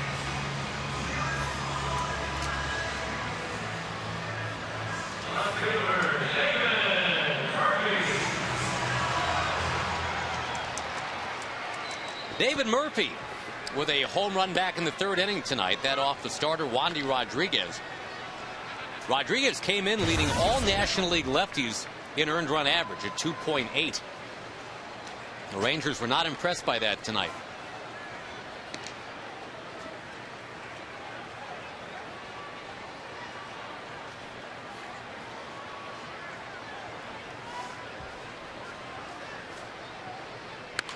The Houston native with a base hit into right center. 2 for 4 night for David Murphy. Marlon Byrd is coming up, and we go to Jim Knox. All right, Josh, the Capel High School cheerleaders all out at the game. What do you guys have? A clinic going on?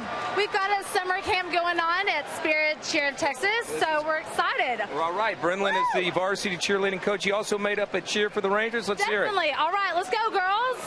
Everybody yell, go Rangers. Let's go Rangers. Everybody yell, go Rangers. Let's go Rangers. Everybody yell, go Rangers. Let's go Rangers. Everybody yell, go Rangers. Let's go Rangers. Guy in the background. I'm seeing that too. That guy cheerleader is the best you have on your squad. You know that? Way to go. There we go. All right, Brenlin, nice job. Way to go, girls and guy. Thank you, Josh. Spartan spirit. Woo! Thank you very much, Jim. Appreciate it. You and I still haven't come up with our handshake yet. No. We've totally fallen Have to down on work that one. on that. And we definitely have not come up with our cheer. Need to bring in Will Ferrell and Sherry O'Terry and get the whole routine down.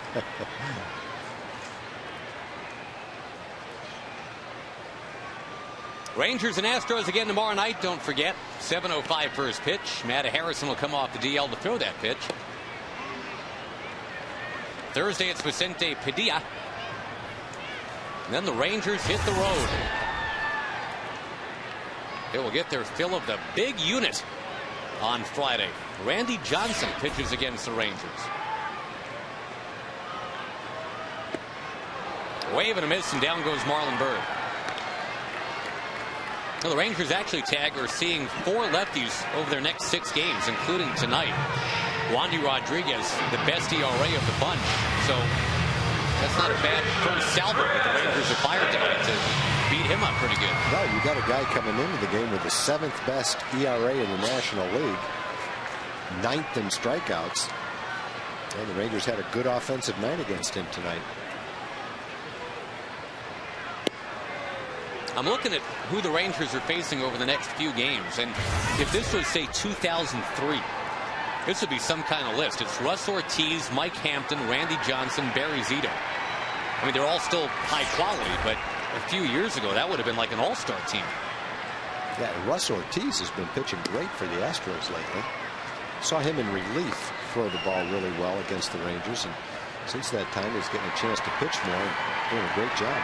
The other guy the Rangers will face in San Francisco is a guy that we always seem to hear as a trade rumor coming this way, and you can see why the Giants are still holding on to him. Matt Cain is 9-1 this year, and he will get the start against the Rangers Saturday.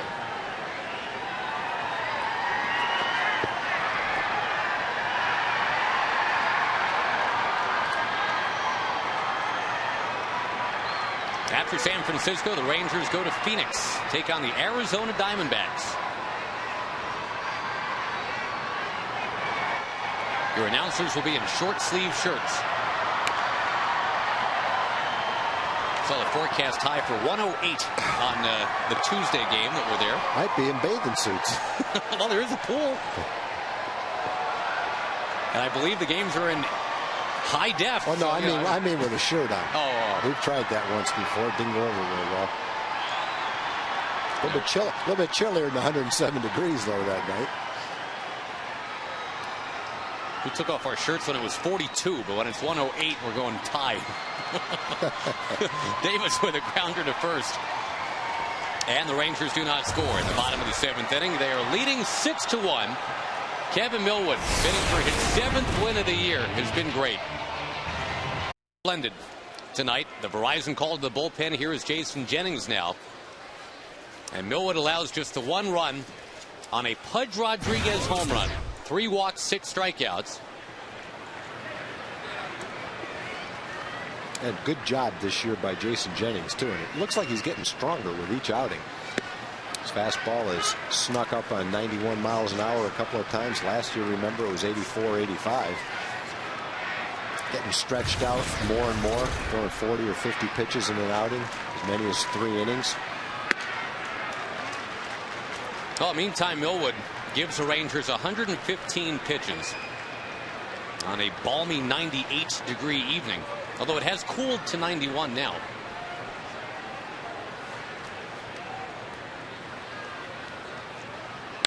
Masonette spins one to right. Nelly Cruz has got it.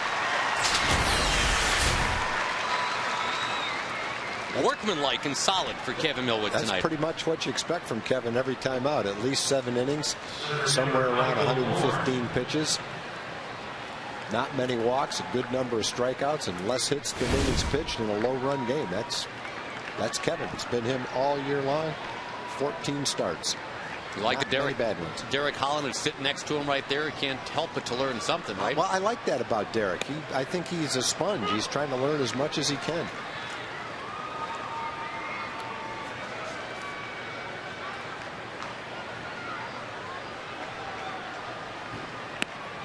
Not that Kevin is one to pontificate. You know, he's not going to stand up and make a big speech. No, but I think Derek can learn by watching him and by asking questions. Watching how Kevin prepares, how he works the hitters.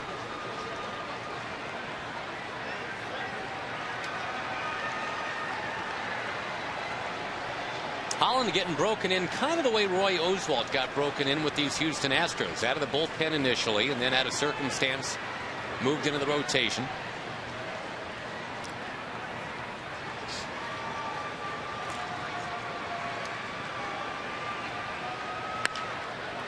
To left field. They have Murphy playing him just right. Jennings gets a couple of outs, now faces Tejada. You know, you hear some talk, I just mentioning about Roy Oswalt, Tag, that, you know, there's a guy that even though he's got a no-trade clause with the Astros, look to shop him. The thing is, the Astros, and we've talked about it, yes, they're in last place technically, but they're only 3 games out in the loss column from being the first place team. Yeah, look what was it, 2 years ago they made that incredible comeback. I mean, when the Astros are one team that you can't say is ever out of it, and they've got a history to prove it. It's actually happened a few times, hustling to get there after poor starts. 2004, 2005, and 2006, really. One of those years they pinballed all the way back into the World Series. Yeah, I think the only way that you'd see that happen is if it was much later in the season when they truly were out of it and there was nothing they could do about it. They might consider that. You talked about the Astro farm system is not a highly touted farm system. And, you know, what they might say is that's one way we can get a good group of young players to help replenish it. Would be the only reason they would possibly consider that. There's a base hit on 0-2 for Tejada. I'm sure there are some that say, I guess from a distance maybe it's easier to say this, that maybe the worst thing that could happen for the future of the Houston Astros is for them to hang this close for a long time. Because, you know, how do you tell your fans, well, we know we're only 3 games out of the loss column, but we're going to trade Tejada, Oswalt, Berkman, I mean, you know, whoever it is. That's a tough thing to try to sell for 2009. Yeah, and I don't think they would do that. Right. And then you just have to hope that you come through and you win, but your fans are your lifeblood, and there's no way that you could do that. But if they wipe out, I mean, if, for example, they're, I don't know, 15 games out, then you almost have that built-in excuse to, well, we don't want to trade Oswalt or whoever, but now it's time to restock. The Rangers were in that position with Mark Teixeira. And look at the future of the Rangers because of that trade. No doubt. There's part of it right there. Scooping up the baseball. Elvis Andrus on the bag on the feed from Ian Kinsler. Rangers 6 and the Astros 1. Going to the bottom of the 8th. Hall of Fame here in Arlington this year. Sierra and O'Hara. Congratulations to both. In-game, Ian Kinsler. Not once but twice in the first 2 innings off Wandy Rodriguez. He's now got 17 for the year. David Murphy's now got 3. This is pretty impressive. Sailed it out by the congratulations Pudge Rodriguez sign. Oh yes, congratulations Pudge Rodriguez. His homer tonight is the only Astros run, and it comes on the night that he ties Carlton Fisk for most games caught in the history of the major leagues. Pretty cool. Jared Saltalamacchi at a bat. The Rangers leading comfortably in the bottom of the 8th. And a new pitcher to tell you about, Tim Burdick. Gets Salty to hit it on the ground right away. 1 pitch, 1 out. The Verizon call to the bullpen.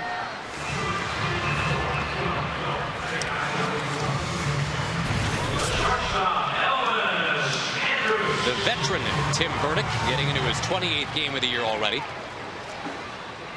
Nice low opponent's batting average of .205. Only lefty in the Astros bullpen.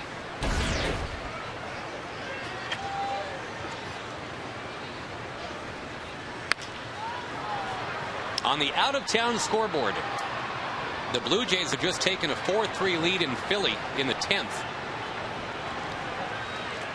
Brewers lead the Indians 7-3 in the 9th. Milwaukee trying to make it 2 straight in Cleveland. Cardinals all over the Tigers tonight, 11-1 in the 7th inning. Pujols has hit number 23. Bouncing ball, first base. Berkman beating Andrews to the bag. 0 for 4 night for Elvis. One last chance for Kinsler to maybe hit one out, as he's already done twice tonight. It could be the 15th time in the franchise history that somebody's had a 3-homer game.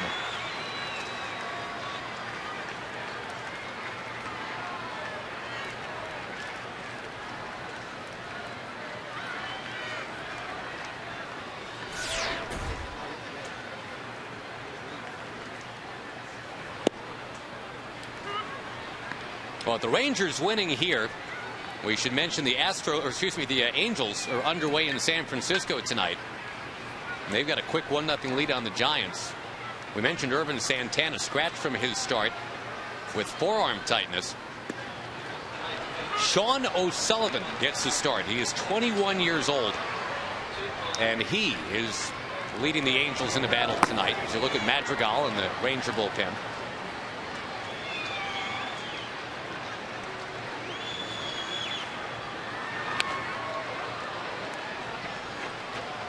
White Sox and Cubs were postponed today. That's always a fun series, especially when it's at Wrigley, but the rain moved in and they could not play the game today. Red Sox beat the Marlins 8-2. Tim Wakefield goes to 9-3.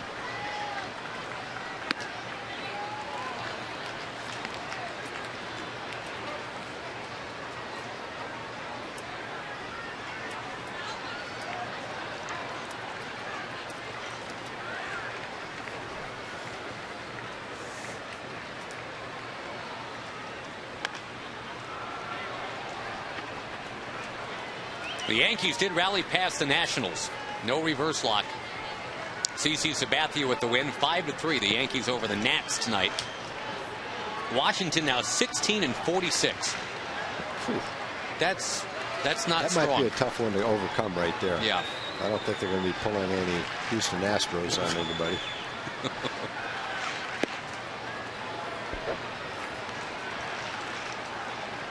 Yeah, Washington could be 21 games out now. And the Rangers trying to get to 3 games ahead of the Angels.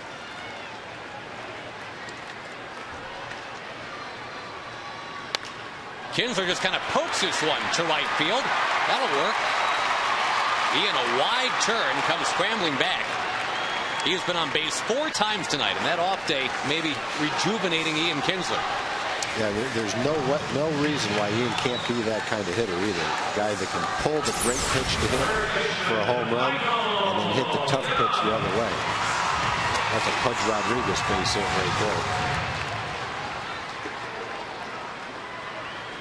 That might be an extreme example of hitting the ball the other way. But the point is, Ian can drive the ball to right field really well.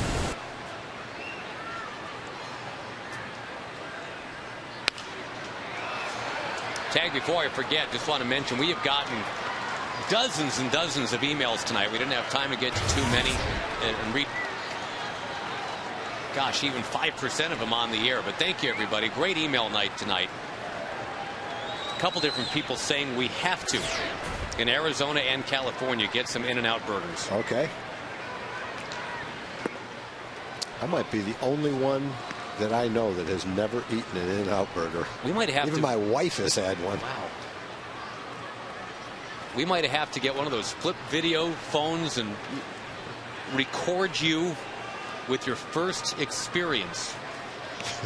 I hear it's an incredible experience. Oh, it's an experience. Savory. I mean, if you're into burgers. Yeah.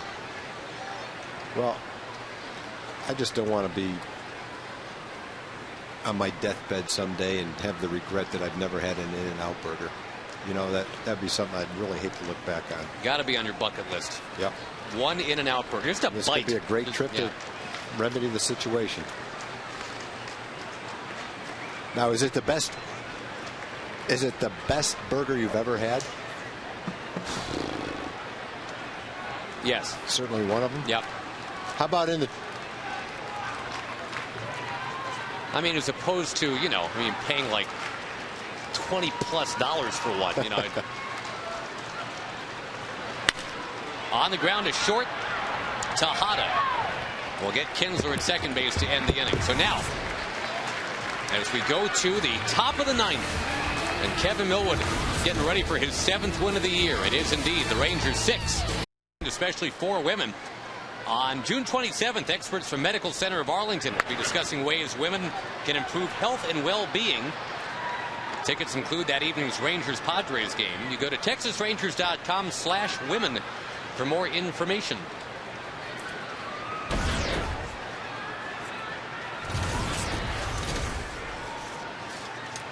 Carlos Lee at the plate. Hit into a double play last time up.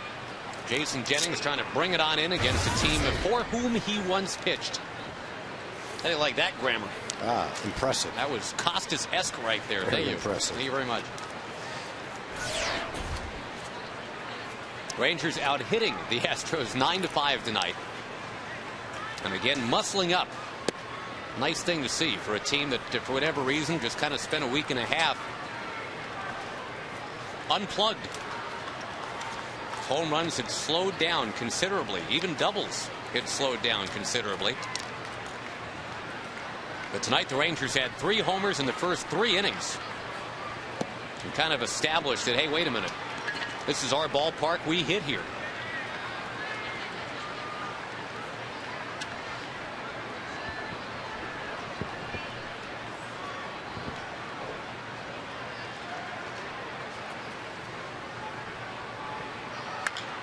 In on the hands of Carlos Lee. Who, remember, was imported to try and help the Rangers for a playoff push a few years ago. The Rangers did not hang on to Carlos, but they did keep Nelly Cruz, and that has worked out really well. Nelly's got 17 home runs.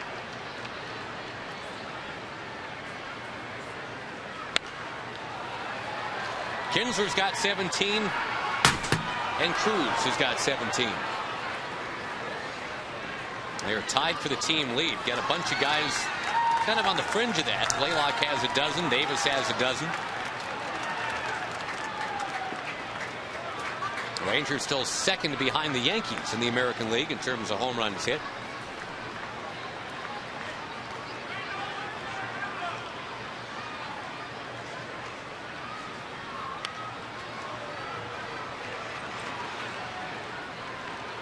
I think 3 pretty distinct storylines tonight, Tag. One is Millwood. 7 more quality innings. One is Kinsler powering up with the 2 home runs. And one is Pudge Rodriguez. You can kind of pick your headline for tomorrow. I don't think you'd be incorrect if you're, say, a newspaper editor looking for which way to go.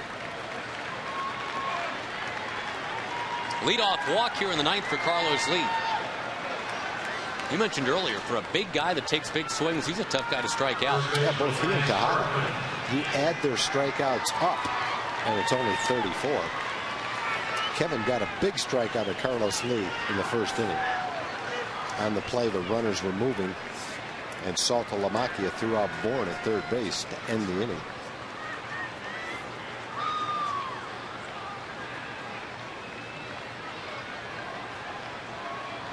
The likable Lance Berkman will take up and outside. You know, a great but underreported stat I think about Berkman, Tag, of all switch hitters in the history of the majors. This guy's got the highest slugging percentage of all time. Wow. 1 point ahead of Mickey Mantle. I wouldn't have guessed that. That's because of his dad's affinity for the Mick that he made young Lance Berkman into a switch hitter back at the tender age of 6. Said, by golly, if it's good enough for the Mick, my son Lance is going to be a switch hitter too. Pulling that one foul. Get out of the way of that one, folks.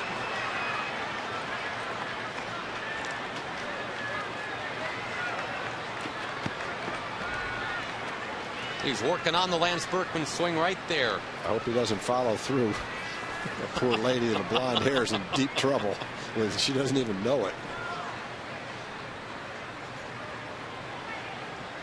2-1 from Jennings. Up and outside.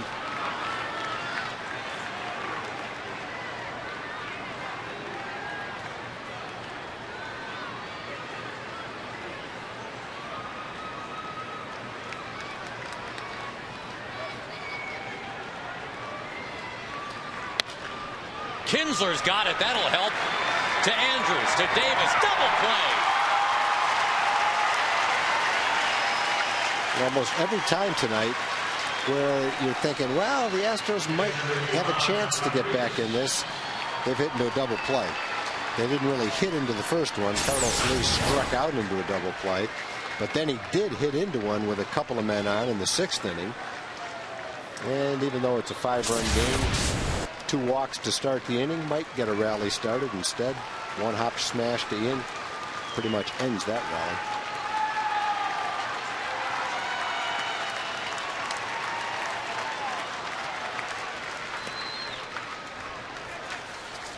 So Millwood looking to go to 7-4. Will be top 5 in the league in ERA come tomorrow.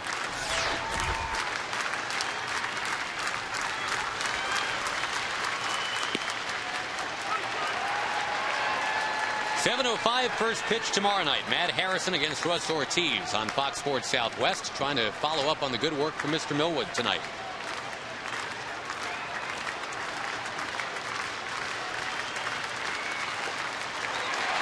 One and 2 to Pudge. And tomorrow, if indeed he's in that starting lineup for Cecil Cooper, tomorrow's night that he will set the all-time record for games caught in the big leagues.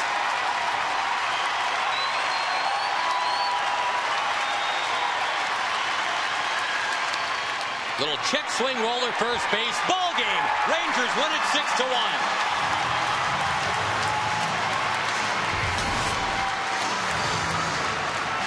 And boy, anytime things get a little sideways for the Rangers, there's Kevin Millwood, has to go out there on the mound and get her done. And he just keeps doing that.